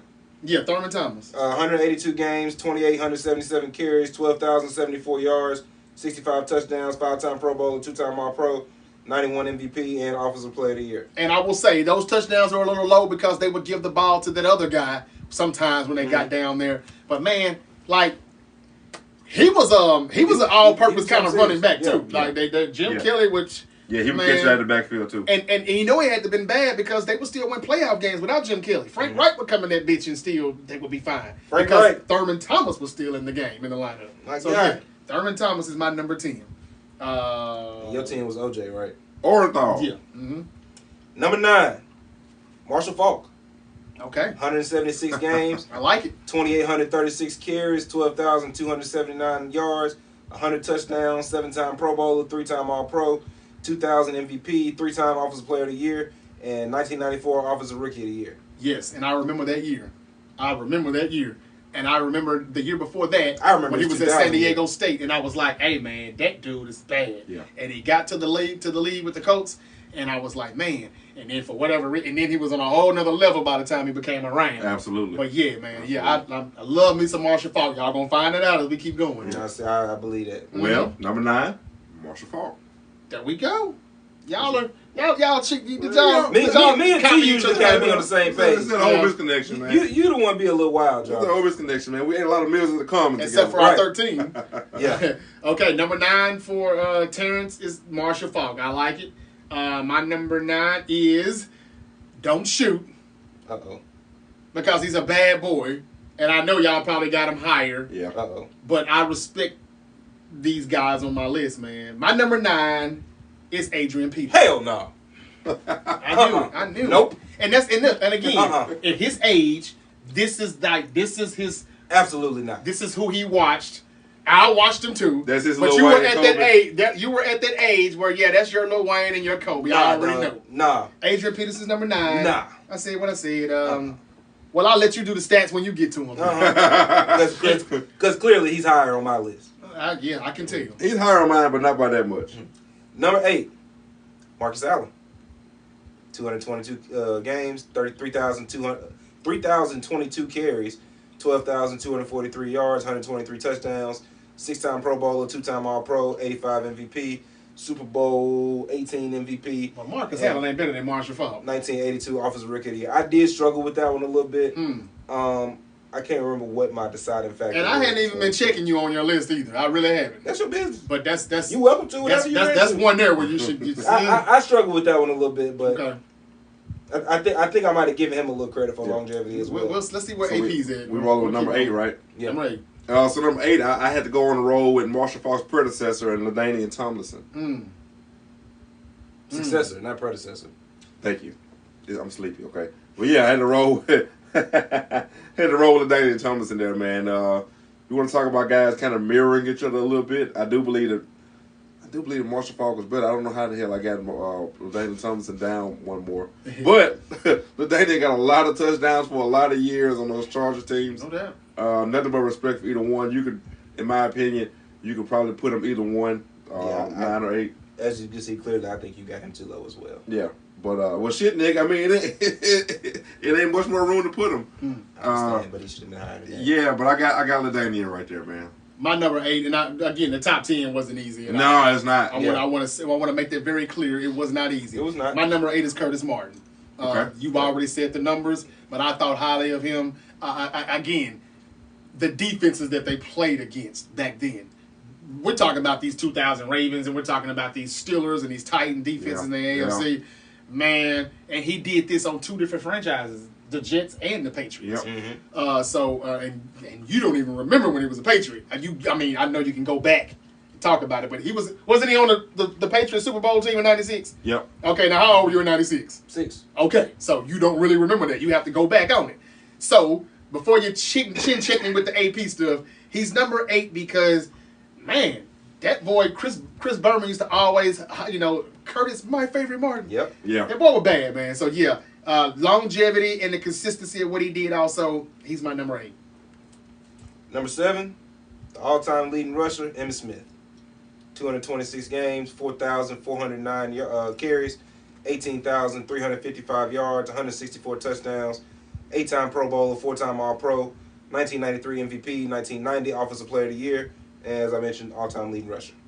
Well, this is probably where I'll take the heat. Number 7, I got Gale Sayers. Hell no. Yeah, that's some I couldn't do it. That's some heat. That's He fine. didn't even make our list. Right. I welcome it. I mean, again, I'm not saying he shouldn't be on the list. The 6 yards of carry got me. That is a lot of doggone yards in an era where there wasn't a lot of passing. There wasn't anything but running. Teams are geared to stop the run, and this man could still get 6 yards of carry. I know he had a short career, but damn, in the time frame he was there, you want to talk about impact. I got you. In the city that's known for toughness, I got to roll with Gale right there. Well, my number 7 is, here we go again, just like number 13. Me and Nick agree again, even though I'm so crazy with this stuff. Let him tell it. My number 7 is also Emmitt Smith. Okay. Yeah, number 7. I mean, and for anybody that thinks that he's top 5 or number 1, nah. Come on, man. When you listen to the rest of our list, I think it'll be plain to see why. That's the best I can do. He was not one of my favorite running backs ever. I thought he played behind the greatest offensive line that I've ever seen in my life, still to this date. Yeah. And I've been watching football for a long time. Very long time. And, and so, that's the best I can do. Number 7. Number 6, Eric Dickerson. 146 games, 2,996 carries, 13,259 yards, 90 touchdowns, 6-time Pro Bowler, 5-time All-Pro, 1986 Offensive Player of the Year, 83 Offensive Rookie of the Year, led the league in rushing 4 times, led the league in touchdowns once, and, of course, the most rushing yards in a single season. Nice. Eric Dickerson at number 6. Number 6, Adrian Peterson. Here we go. Peterson. That's not high enough? Wow. As you can clearly. Does he need to be number 1? Damn. Shit. Clearly, because I haven't mentioned him yet. You're going to be disrespectful to a lot of running backs, and I can see. I don't think so. Well, to a handful of them, we're at 6. Okay? I like it. 6. I mean, you got them 2 spots higher than me, and yeah, I could definitely switch Adrian Peterson and Curtis Martin and still not be, I'll still be fine with my list if I done that. So, that's a good spot, number 6. I think that's very respectful.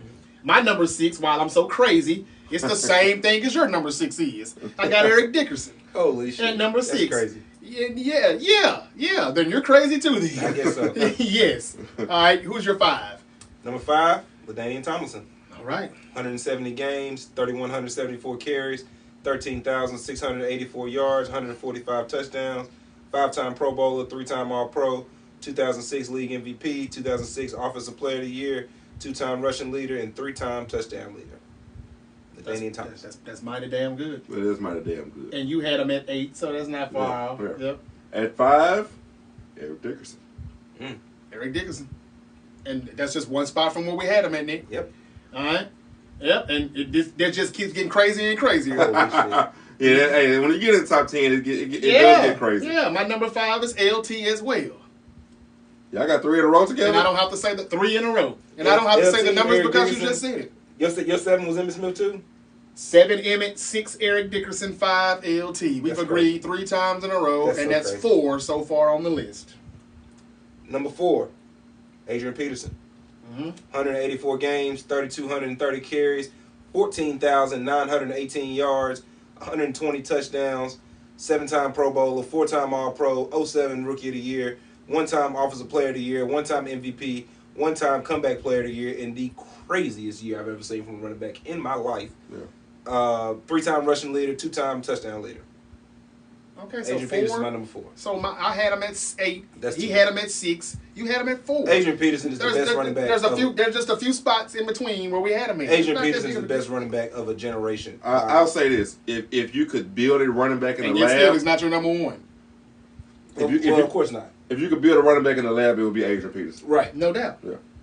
And the things I saw him do were not human. Right. Yeah. If you could build a running back in the lab, it would be Adrian Peterson. Like that comeback player of the year when he came out in his first carry, he went 75 yards to the house. I was like, yeah, bro, this dude is not.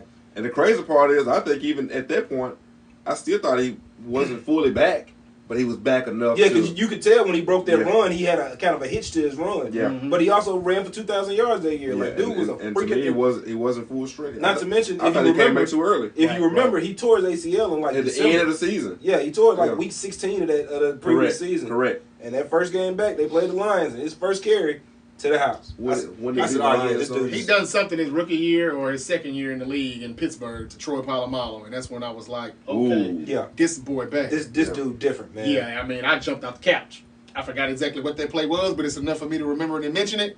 And I'm gonna go back and find it at some point here, probably tonight or tomorrow. But yeah, he's like Oklahoma, right? Wasn't he out? Yeah, Oklahoma. Yep. Because everybody thought he was gonna go to Texas because he's from Texas. Yeah. Mm-hmm. I would venture. Did y'all get number 4 already? No, you just did. Okay, sorry. Go ahead. So AP is your 4. AP my 4. And Terrence number 4 is Emmitt Smith. Emmitt. Oh no. I mean, he is the all-time leading rusher, so I can't. I'm not gonna. And maybe I'm hating a little bit because he's a Cowboy. I caught to that. Yeah. Well, I know I'm hating a little bit. I don't give a damn. I mean, they whooped us. They whooped us in '92. They whooped us in '93. So yeah, and I thought again he wasn't. You know, I never thought he was the best running back in the league at the time. I know what people say about that line. I still don't want to take too much away from him for that. And I think I took something away from him by not making him number 3, number 2, and number 1. I think our 3, 2, and 1s are probably all gonna match up. More than likely. Pretty much. But I didn't want to take too much from him, just because his line was good. Because I hope everybody's line is good. Yeah. It's not the case. You know, Barry Sanders, that he would love an argument with that as well. But man, still a damn good career. And listen, a lot of people's list, they might have him higher. A damn good career. And again, you gotta respect he was one of the slowest running backs at that time too.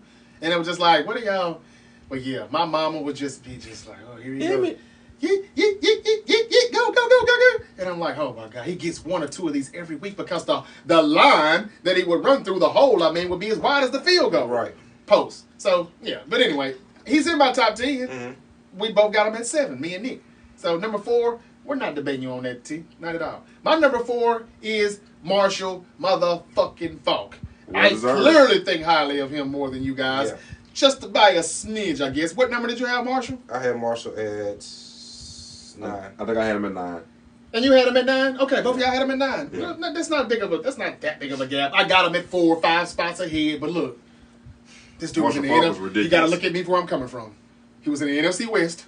I saw a lot of him. Ooh. That was bad. That's that Bryce Braun. Flush that hoe. I told you. We don't get us canceled. I'm sorry. Yeah, but that's the one where I was like, the Nuggets are gonna be okay. Yeah, because he gets more minutes and he gets to play more. Move. Yeah, is it Bryce Braun or Bruce? Yeah, Bryce Braun, I believe. I feel sorry for number 13. I don't. He'll be okay. Brooks, whoever you are, Brooks, that wasn't good. Is that Marshawn Brooks? He's still in the league? I don't know. We're watching the Denver Nuggets and the Brooklyn Nets live, and man, that boy got up there. Who said white men can't jump? He just jumped there, boy. That's my Nuggets, man. I got them repeating as the champions. Anyway, yeah, number 4. You said Marshall Faulk's numbers already, though, didn't you? So they don't have to be repeated. Right. But I thought highly of him. I saw a lot of him. I loved him and hated him at the same time.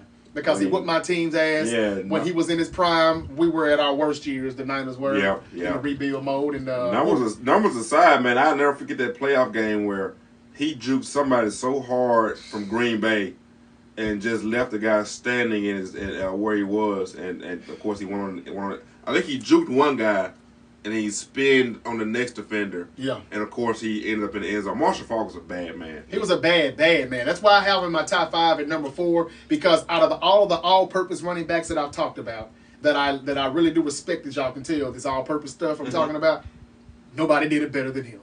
And that's why number 4. And I wanted to put him up higher, but I didn't want to be. I couldn't. I couldn't do anything else. Yeah, but he's my number 4. I don't think the top 3 are in question. No. Matter of fact, if y'all want to go all at the same time, we can. Number 3, Walter Payton. Got Jim Brown. I got Jim Brown, but I'm sure he's number 2 for you. My number 3 is also Jim Brown. Yeah. Okay. Yep. Walter Payton, 190 games, 3,838 carries, 16,276 yards, 110 touchdowns. 9-time Pro Bowler, 5-time All-Pro. That's crazy. 1-time MVP, 1-time rushing leader. If he had just played 1 or 2 more years, he'd be my number 2. Yep. It's just how he did it real good and he got out. He got in and he got out. But yeah, he's my number 3. Yeah, and 16,000 yards in 190 games is nuts. That is ridiculous. Yeah. That is ridiculous. 16,000? Had he just played 1 more year, that all-time rushing would have been out of the question for Brother Emmitt. And then we'd have a difference. Well, Emmitt ended up with 18,000 and some change, so it's pretty close. But he played like 15, 16 years to do it. Yeah. Yeah. That's another reason why he's like number 7. He ended up with 18,355, so he had him about 2,000 yards. But wasn't it like 15 or 16 seasons? I think he played like 2 seasons. It was 226 games as opposed to Walter Payton's 190. Okay. So he left in 2004. He was drafted in, I think, 1990. 36 more games. That's about 2.5 seasons. Yeah. Then he went over to Arizona and we forgot. 2.5 seasons. Walter Payton's gonna surpass 2,000 yards. Yeah. So. Yeah. Shout out to Sweetness, Mississippi. Yes, sir. Number 2, as we mentioned, Jim Brown. 118 games, 2,359 carries, 12,312 yards, 106 touchdowns, 9-time Pro Bowler, 8-time All-Pro, 3-time MVP, 8-time rushing leader, 1957 Rookie of the Year, and the only player, I believe, to win MVP as a rookie. Yeah, damn. That's true. Damn. Jim Brown's my number 2. Jim Brown. Bad man. Bad man. He's our 3. He's your 2. For y'all 2 is Walter Payton. Our number 2, of course, is Walter Payton. Yeah. Yes. Have you already said the numbers? Yes, I did. Yeah, you just did it already. And we all know who number 1 is. Number 1. And we know who the GOAT is. It is Barry Sanders. Anyway. Yes. 153 games, 3,062 rushes, 15,269 yards, 99 touchdowns, 10-time Pro Bowler, 6-time All-Pro, 89 Offensive Rookie of the Year, 2-time Offensive Player of the Year, 1997 MVP, and led the league in rushing 4 times. What year did he retire? 97? 98. 99. I think it was. I think he played 89 and 99. 99 and listen, it might be one 99 touchdowns. It might still be one of the biggest what ifs in sports history because, you know, if he comes back next year, he's getting the all-time rushing. If he comes back, because Walter Payton had it at the time, or if he some kind of way ends up with another team, because we know Detroit, that franchise, they ruined 2 of the greatest players of all time. 2 of the greatest players of all time.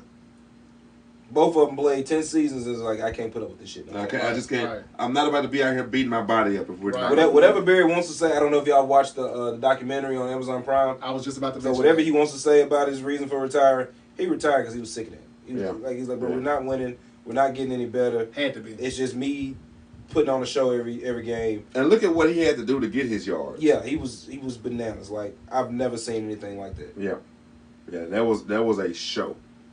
Easily one of the most exciting things in sports history. Man, when I tell you the reason why he's my number 1, and I'll be brief. Not only was he my number 1, that's the only guy that I ever watched in my life watching football to where he could whoop my team's ass, make my team look silly, put Merton Hanks, Ken Norton on skates, spin him around and all kind of crap, and I would still be like, damn, he fucked us up on that. Yeah. And I didn't even trip. Dude was something serious, man. Yes, he was. I just said that I loved and hated Marshall Faulk. There was no hate at all with Barry Sanders. And I mean, like, what was it to hate about? Right. The boy was bad, man. I loved him, and I hated when people would tell me, Emmitt's still the best. How is he not the best? He's number 1 in everything. I think the only person it used to make me so mad. Fans. No, it was more than Cowboy fans that would say it. There's some people just, the numbers really do it for everybody. I mean, the numbers. And that's why I don't like to just follow stats all the way. Right. If you actually watch the games, like Barry Sanders behind the Cowboys' offensive line would have run for 20,000 yards. Man, what? Say it again one more time for the people in the back of the church. Barry Sanders behind the Cowboys' offensive line would have run for 20,000 yards. And can we all agree that he probably played on one of the worst offensive lines that we've ever seen? He would have run for 20,000 yards. Don't you know he lost just as many yards than he probably gained? They said if he quite literally would have averaged 2,000 yards because we knew the number at one point. It's been so long. It was a number on how many yards he actually lost, but that was because he was trying to. More yards than he had. Yeah, but some people would try to debate me as if it was because he wasn't the best, and it's like no, because he was trying to make something out of nothing. Yeah. Before he would get the ball in his hand, he would already have the DT and the DN in his face. It was just so amazing. He was just Larry, Moe, and Curly their asses, and they looked like the Three Stooges when he got done with them, and he be in the next level. Because he did some things to the Cowboys that was just... Man, and I loved every minute of it. I can't remember who the guy was, but he spun him around like a top. Man, the boy was bad, man. That was a bad boy. He is our GOAT. He's the baddest of all time. We've done, ladies and gentlemen, top 25 wide receivers, top 10 tight ends, top 25 running backs. And out of 3 lists, we all agree on our number ones. Tony Gonzalez was our number 1 tight end. Jerry Rice, of course, is our number 1 wide receiver. And now Barry Sanders is our number 1 running back. Hey, and our top 7 is pretty damn similar. Yeah. And Nick, as crazy as he says I am, and as unhinged as I can be sometimes on the show, we agreed on 4, well, make it 5 picks out of 25. I don't really count the Barry Sanders one. I mean, that's just like kind of like I don't really count Tony Gonzalez. Like, of course he's okay, but I mean on this list, then 4 running backs we agreed on in the same damn spot. Mm-hmm. So come on, and we had a few agreements. So if I'm crazy, you're crazy. You're crazy as I am for 2. This is a great list though, and again, we thought it would be better to start from the bottom because I don't know how interested they would have been if we started at the top, and they kind of knew where we were going to go. Is there a number 1 that at a position y'all think we might disagree on? Well, what are we gonna do next? I want to do point guards. I want to go to the NBA for a minute. But I mean, that one's we're all gonna be the same on that one. We're gonna agree with the corner, probably who's number 1 cornerback. Agree with the quarterback. We're gonna agree with the DB. Yeah. Yeah. What about maybe? We're probably gonna agree with safeties. What about maybe defensive ends? Maybe that'll be okay. Now that'll be interesting. That may be a toss up. I don't know 25 defensive ends though. Is it? We could easily do 25. Is it not Reggie White? Is that not? I don't know. Be. It probably should be. It should be. But doesn't Bruce Smith still lead the sacks of all time? Yeah, well, Reggie White was different. Yeah. Okay, are we counting Lawrence Taylor as a DN? No. He's outside. He was one hell of a pay. He was the best pass rusher of all time. Don't get me wrong. Yeah, we just did this pass rushers now. We got a different story. Yeah, and but if we're going by position, we still gonna agree on that it's Lawrence Taylor. Yeah. Yep, that's true. Because I don't know. I always feel like I don't like to put people in the class of linebacker and pass rusher. Like if you're a pass rusher, you're a pass rusher. And I know that the systems are different, but now Lawrence Taylor was different because he could literally cover. Right. He could cover tight ends. And I mean him as a pass rusher is just deadly. Literally, he almost killed people. Literally. Tell me about it. But yeah, no. So I don't know. I like to give credence to guys that rush the passer. And Bill Belichick to this day, and I know him and Brady must didn't get along that good. We know they probably didn't, but everybody calls Tom Brady the GOAT. Till this day, you can ask Bill Belichick who's the best player he's ever coached. Before you get it out of your mouth good, he'll say Lawrence Taylor. Before you even get it out good. Oh, damn, I didn't even get the 50. Yeah, Lawrence Taylor. No, Lawrence Taylor. He won't say Brady. So that tells you how bad of a boy that was. But yeah, so I don't know, man. Yeah, I guess we would agree with Reggie White. We would agree that LT is the best pass rusher ever or of all time. I don't think anybody's taking that from him anytime soon with that title. I think we're going to have to go to NBA. Maybe we'll come back to the NFL a little later. You know, maybe we need to cool it with the NFL. I don't know. Or you all tell us. Facebook. We'll put some polls out there. Come in the comments. We'll put some polls out there. And you all let us know on social media. That's the Great Debate Show on Facebook.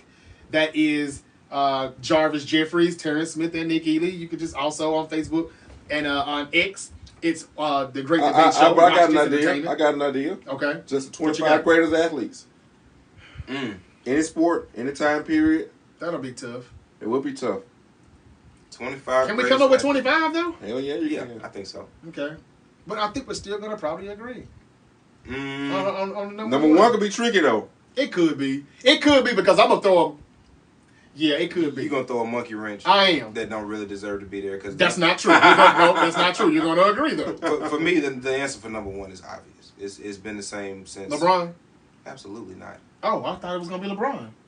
Yeah, no. Do you know me? Greatest athletes of all time? Do you know me? Athletes.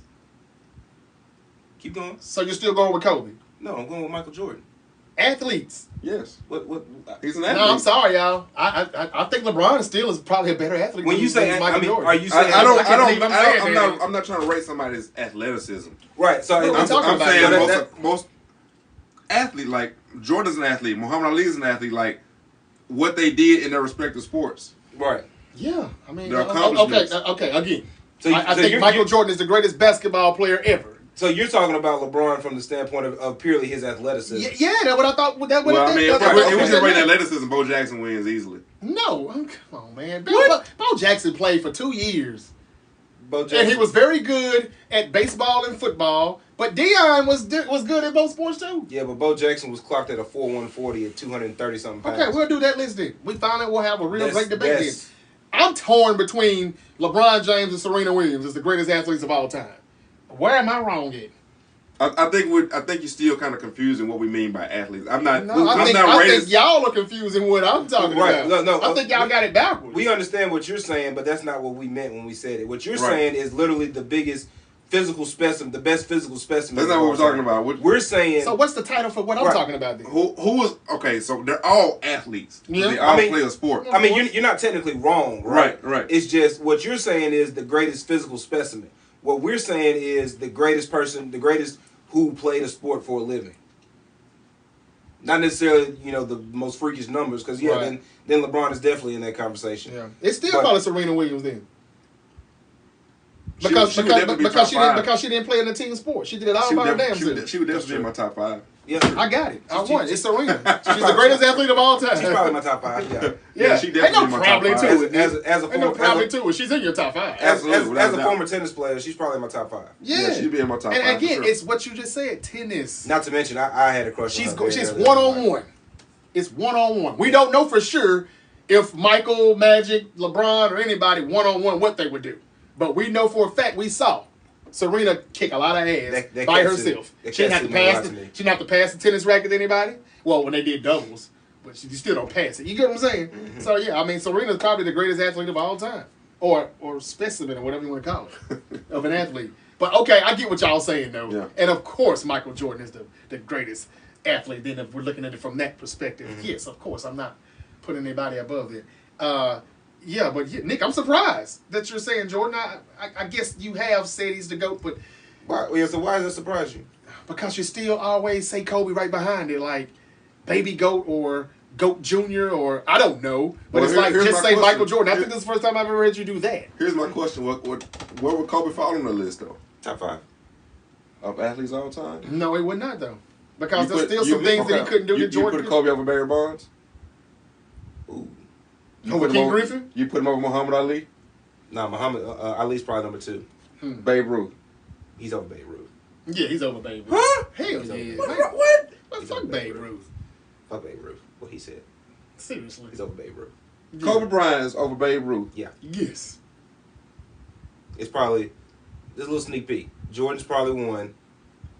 Probably shit. We talking about the way y'all convinced me that we're talking about it. Ain't no probably. That's what it is. Yeah. Ali's probably 2. What did Babe Ruth do that fascinated you so much? That Hank Aaron didn't do, or Barry Bonds didn't do. Barry Bonds didn't do, who you just mentioned. Even your boy King Griffey. I mean, I know he didn't put up quite the numbers, but Babe Ruth. Hold on, first he was playing in what, the 1920s, or right. He was playing with no black people. Fuck Babe Ruth. Well, allegedly, he might have been partially black, which is even crazier. That makes it even worse. Allegedly. That does. Which is also why I discounted Jim Brown. And I never heard about the conspiracy either. I don't know how that meant to me. What's that? Where you're going with it? With the allegedly? That's something I never heard until I think. Never heard about him maybe being black? Not until you told me, I believe. Yeah. I think he was actually Italian, and they get pretty dark, like Mike Tirico. Is Mike Tirico's Italian? He's black, but he doesn't claim to be black. He said he's Italian. Really? Yeah. That's how he says he is. Yeah. Okay, Tiger. Wow. Okay. Complication. I did not know that. Okay. Interesting. And Tiger, there's another one. I like Mike Tirico. Tiger's got to be top 5. But again, we're gonna have a good debate on that. Kobe over Tiger? I don't call a golfer. I don't consider a golf or athlete. I'm sorry. Have you ever tried to swing a golf club? No, and I still don't think it's hard to do. Shit. Like hell? Shitting me. No, actually, I have. But it's just not fun to me. It might not be fun. The putts and stuff. That's swinging cool. a golf club is ungodly hard to be good. And you don't do it again until another 10 holes. It is ungodly hard to be good at golf. And you gotta walk all them holes. Man, look, F golf and F Tiger Woods. I don't care. He ain't never make my top 5 list as an athlete. Ain't nothing athletic about golf. Wow. I'm sorry. And Babe Ruth. Counsel us. But Tiger's probably in my top 5. Yeah, I would think so. But why? Because of the wins, MJ, and all the cups and stuff that he's doing. Okay, I can tell y'all now before we even get out of here.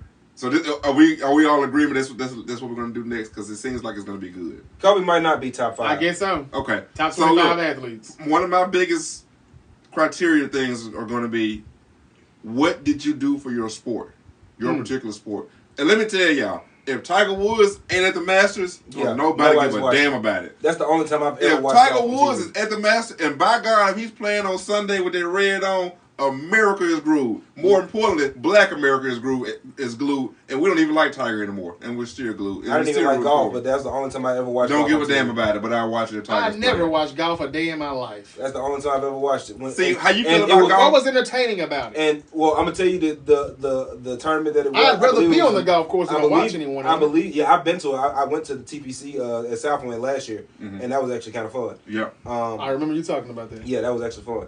But the one time I watched golf on TV was the Masters when he had that last putt.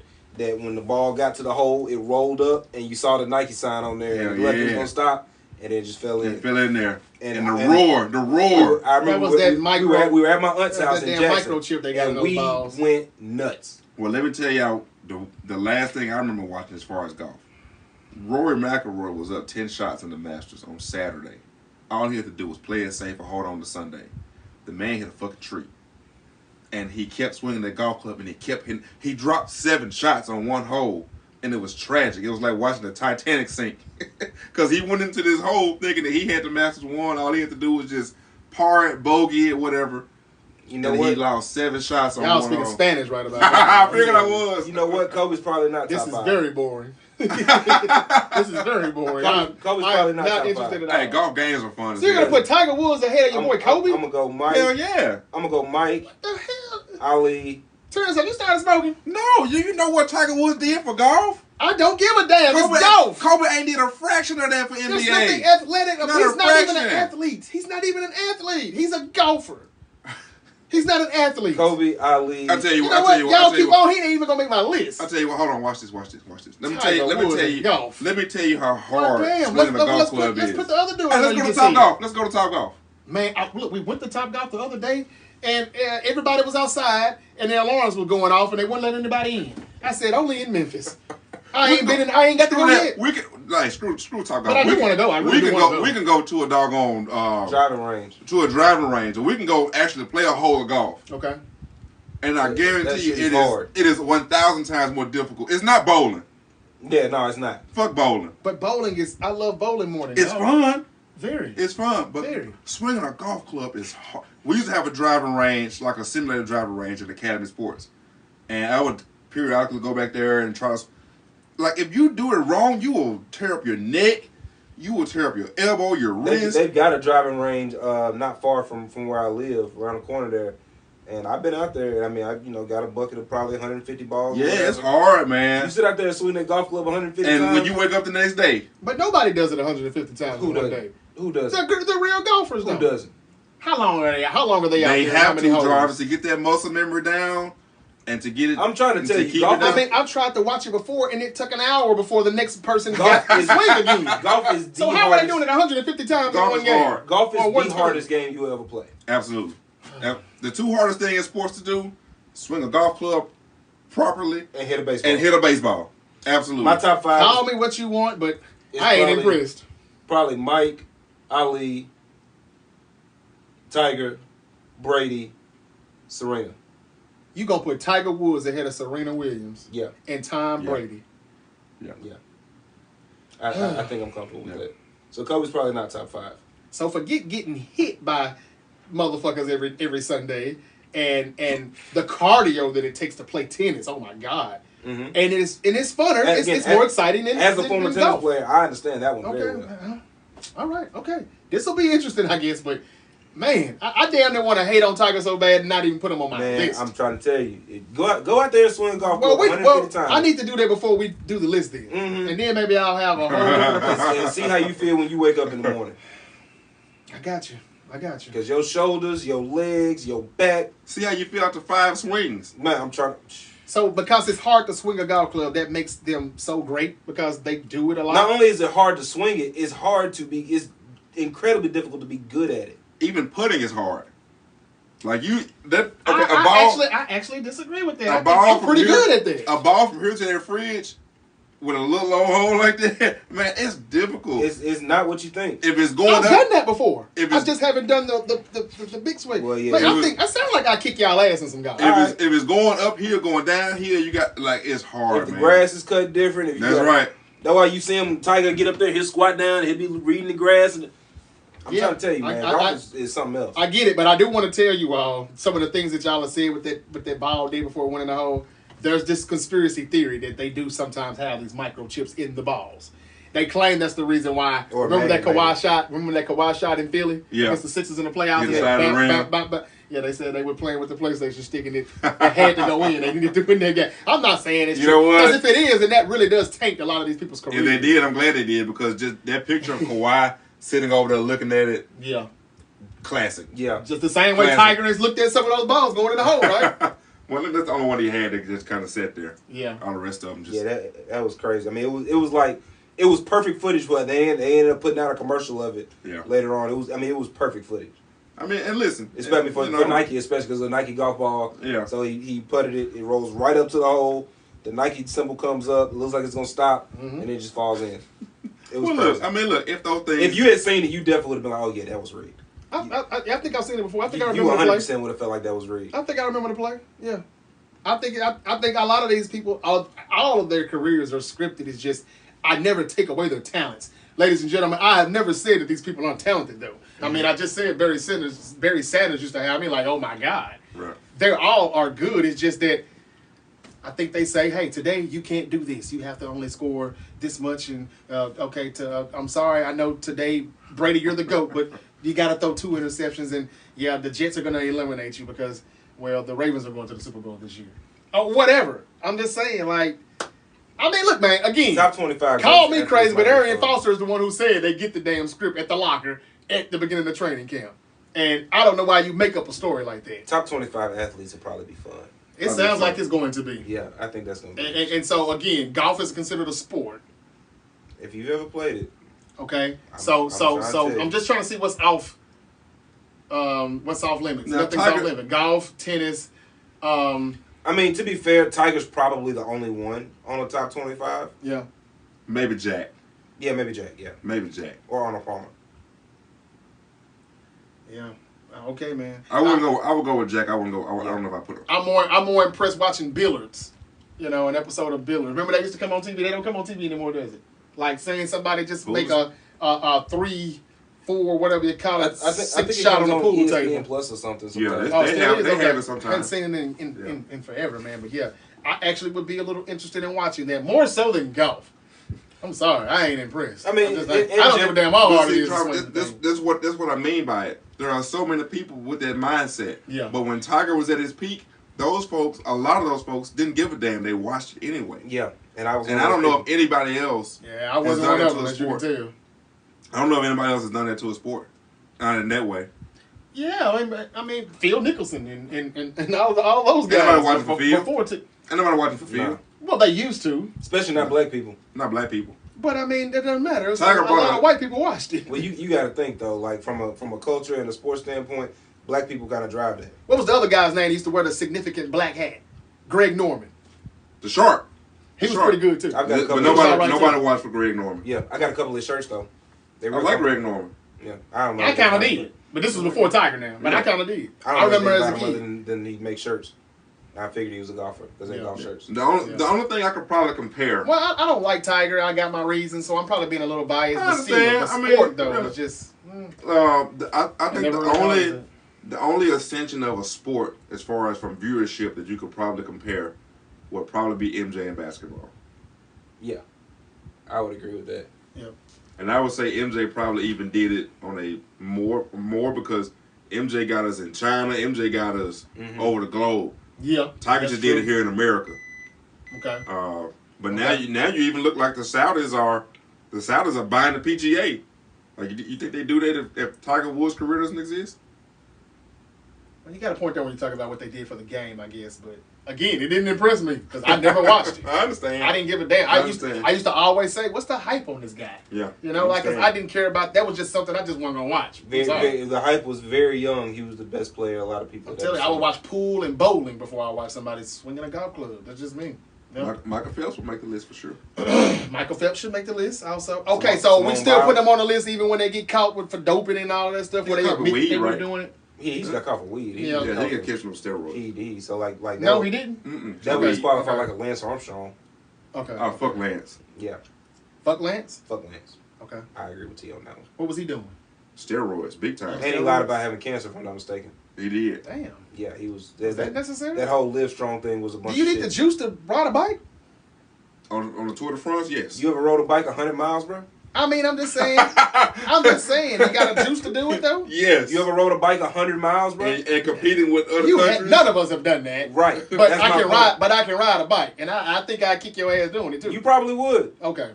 Because I'm not riding that motherfucker 100 miles. I got you. Well, I ain't doing that either. After about 10, I ain't doing that either. Gonna lay down. But I'm just saying, like, yeah, okay, I get it. And not only was he doping, he was doing.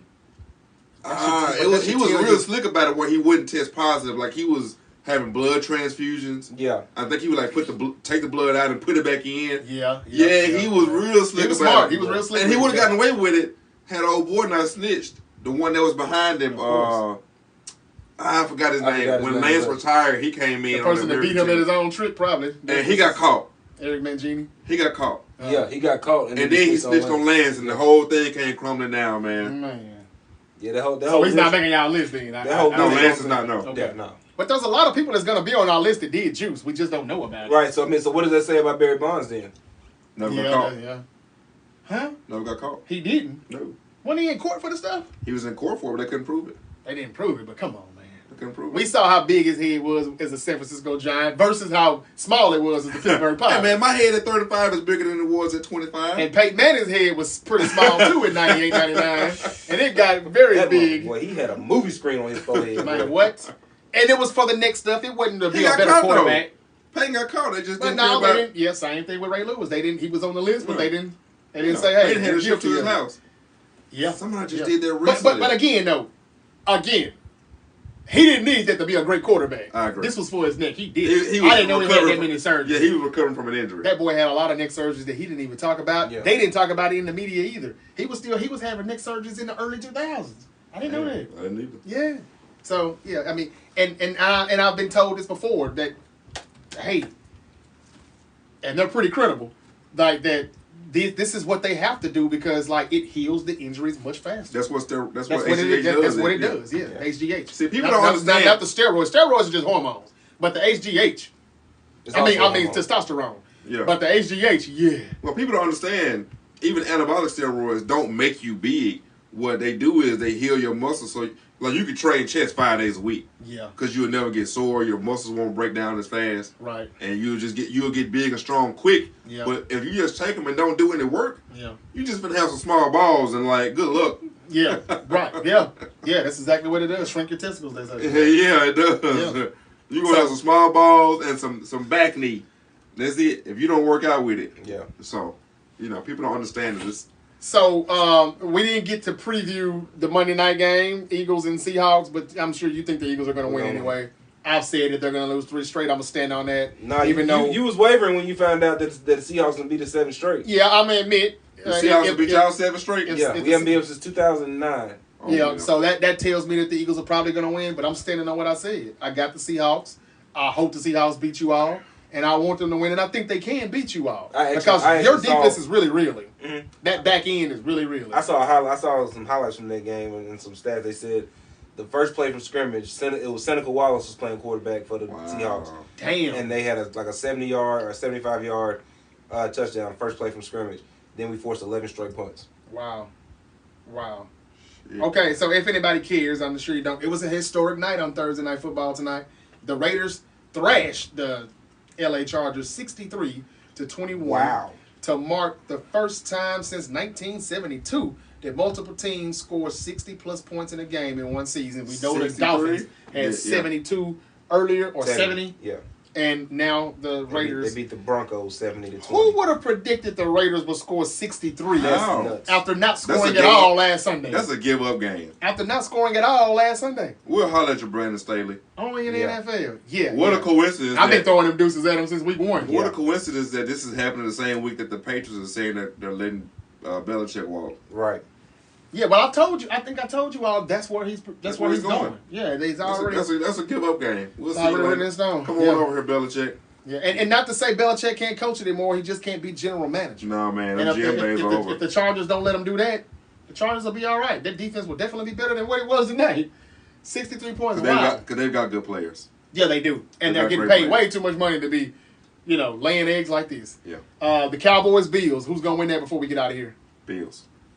I got the Bills too. Bills. Well, y'all got the Bills. Wow. Yep. They've only got 7 wins, right? Bills are desperate. Yeah, I agree. I just want to be the only one. Let down game. I just want to be the only one right, but okay, we're all gonna be right on that one. That's the only big game, is it or no? Kind of. Well, we got y'all Christmas. Yeah, but that's next week. But that's next week. Yeah. Let's see. Anything else of interest on the NFL slate? Seahawks, Eagles again on Monday night. Oh, Sunday night. Baltimore. You got an interesting game against Jacksonville. That's pretty good Sunday night. Vikings, Bengals, Steelers, Colts, Broncos, Lions, Giants, Saints. At Jacksonville, too. I'll still take my Ravens in the close game. Jets, Dolphins, Texas Titans, Bucks, Pack, Falcons, Panthers, Bears, Browns, Chiefs, Patriots, 49ers, Cardinals, Commanders, Rams, Cowboys, Bills, Ravens, Jaguars, Eagles, Seahawks. So, Cowboys and Ravens, Bills, Jaguars should be interesting. Ravens, Jaguars, and Eagles, Seahawks about the only ones that's really worth watching. Jags, they don't need to win, but they need to win. Like, they're going to win the division, but this is about seeding now. Yeah. So, let me say this before we get out here, and we definitely got to go. Yeah. Next week, Monday Night Football will be Christmas. And it'll be the Niners and Ravens. That's my team. I'm a Niner fan, as you can see. Not next week, the following week. No. Oh, really? Christmas isn't this coming Monday. Today's Thursday. No, not this coming Monday. Y'all play this coming Monday. Right. The next Monday is not the Ravens and 49ers? Yeah, it's the next Monday, yeah. But you said next week and no. Well, the next Monday, not this one coming up, but the next Monday night. The Ravens and 49ers, I want to try to help some people out with their bets. You don't have to do a parlay if you don't want to. Well, yeah, do what you do, because I don't want anybody coming for me. But I think I'm almost for certain the Niners are going to lose against the Ravens on Monday night, Christmas night. The Lamar Jackson, this is my gematria stuff. Mm-hmm. Lamar Jackson is 19-1 versus the NFC in his career. And if he beats the 49ers, hold on, you don't have another team, NFC team before us, right? This is Jaguars and then the Niners? Yeah. Okay. So we're the next NFC team. And that means that he will be 20-1 in the NFC against NFC teams. And I know you're saying, Jarvis, so what? What the hell does that mean? Well, 20-1 in gematria is 201. That's the biggest Jesuit number that they run when it comes down to the elites, the almighty, the high. 201. And it's gotten me money before. I'm not telling you to just put your mortgage on it or your car notes. All I'm saying is that I think he's gonna go 20-1 against the NFC, and that's 201. The last time a UFC fighter done that, I caught it. They were 19-1, and I knew they were gonna win. But I think they were like a plus 365, and people was tripping. They thought that boy was gonna whoop it. Man, that dude knocked him out, I think, the second round. And I was like, I knew it. 19-1, they could only be Barnes Jones. Nobody else would have had that type of record. I don't know who it was. But somebody in UFC with 20-1. Might have been him. Had to be. Nobody else would have had that No, record. It couldn't have been him.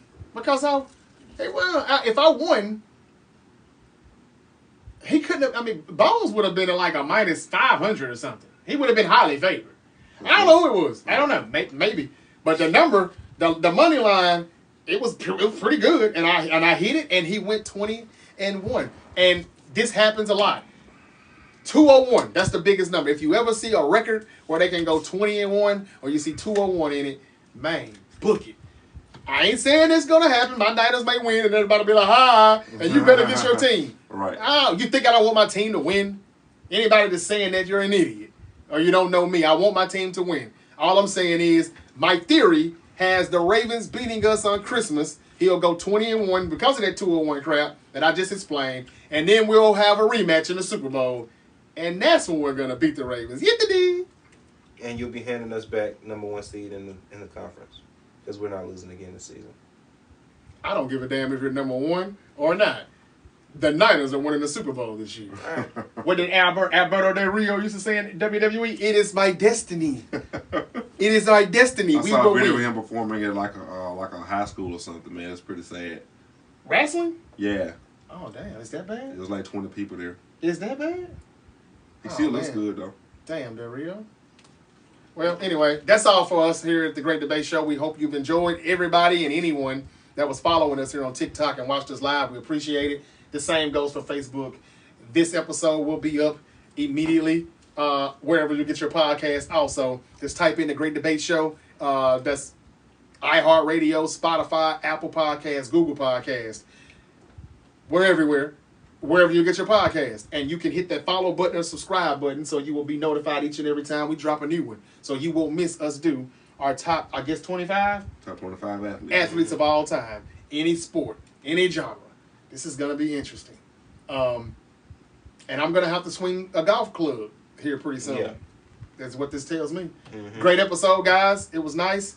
I got to hit the road tomorrow, so I got to get some shut-eye. And y'all, man. I know y'all got to do the same. Y'all got to right now. Get some sleep. So, yeah, we're out. Oh, the Warriors and Clippers are playing right now. I thought everybody was done for the night. So, yeah, that's it. Good show. We're out. Peace. Y'all out, be guys. Safe out there. All right, how do I end this? Okay. I think top left. Top, yeah. I think. Or top right. Actually, you can see that power button.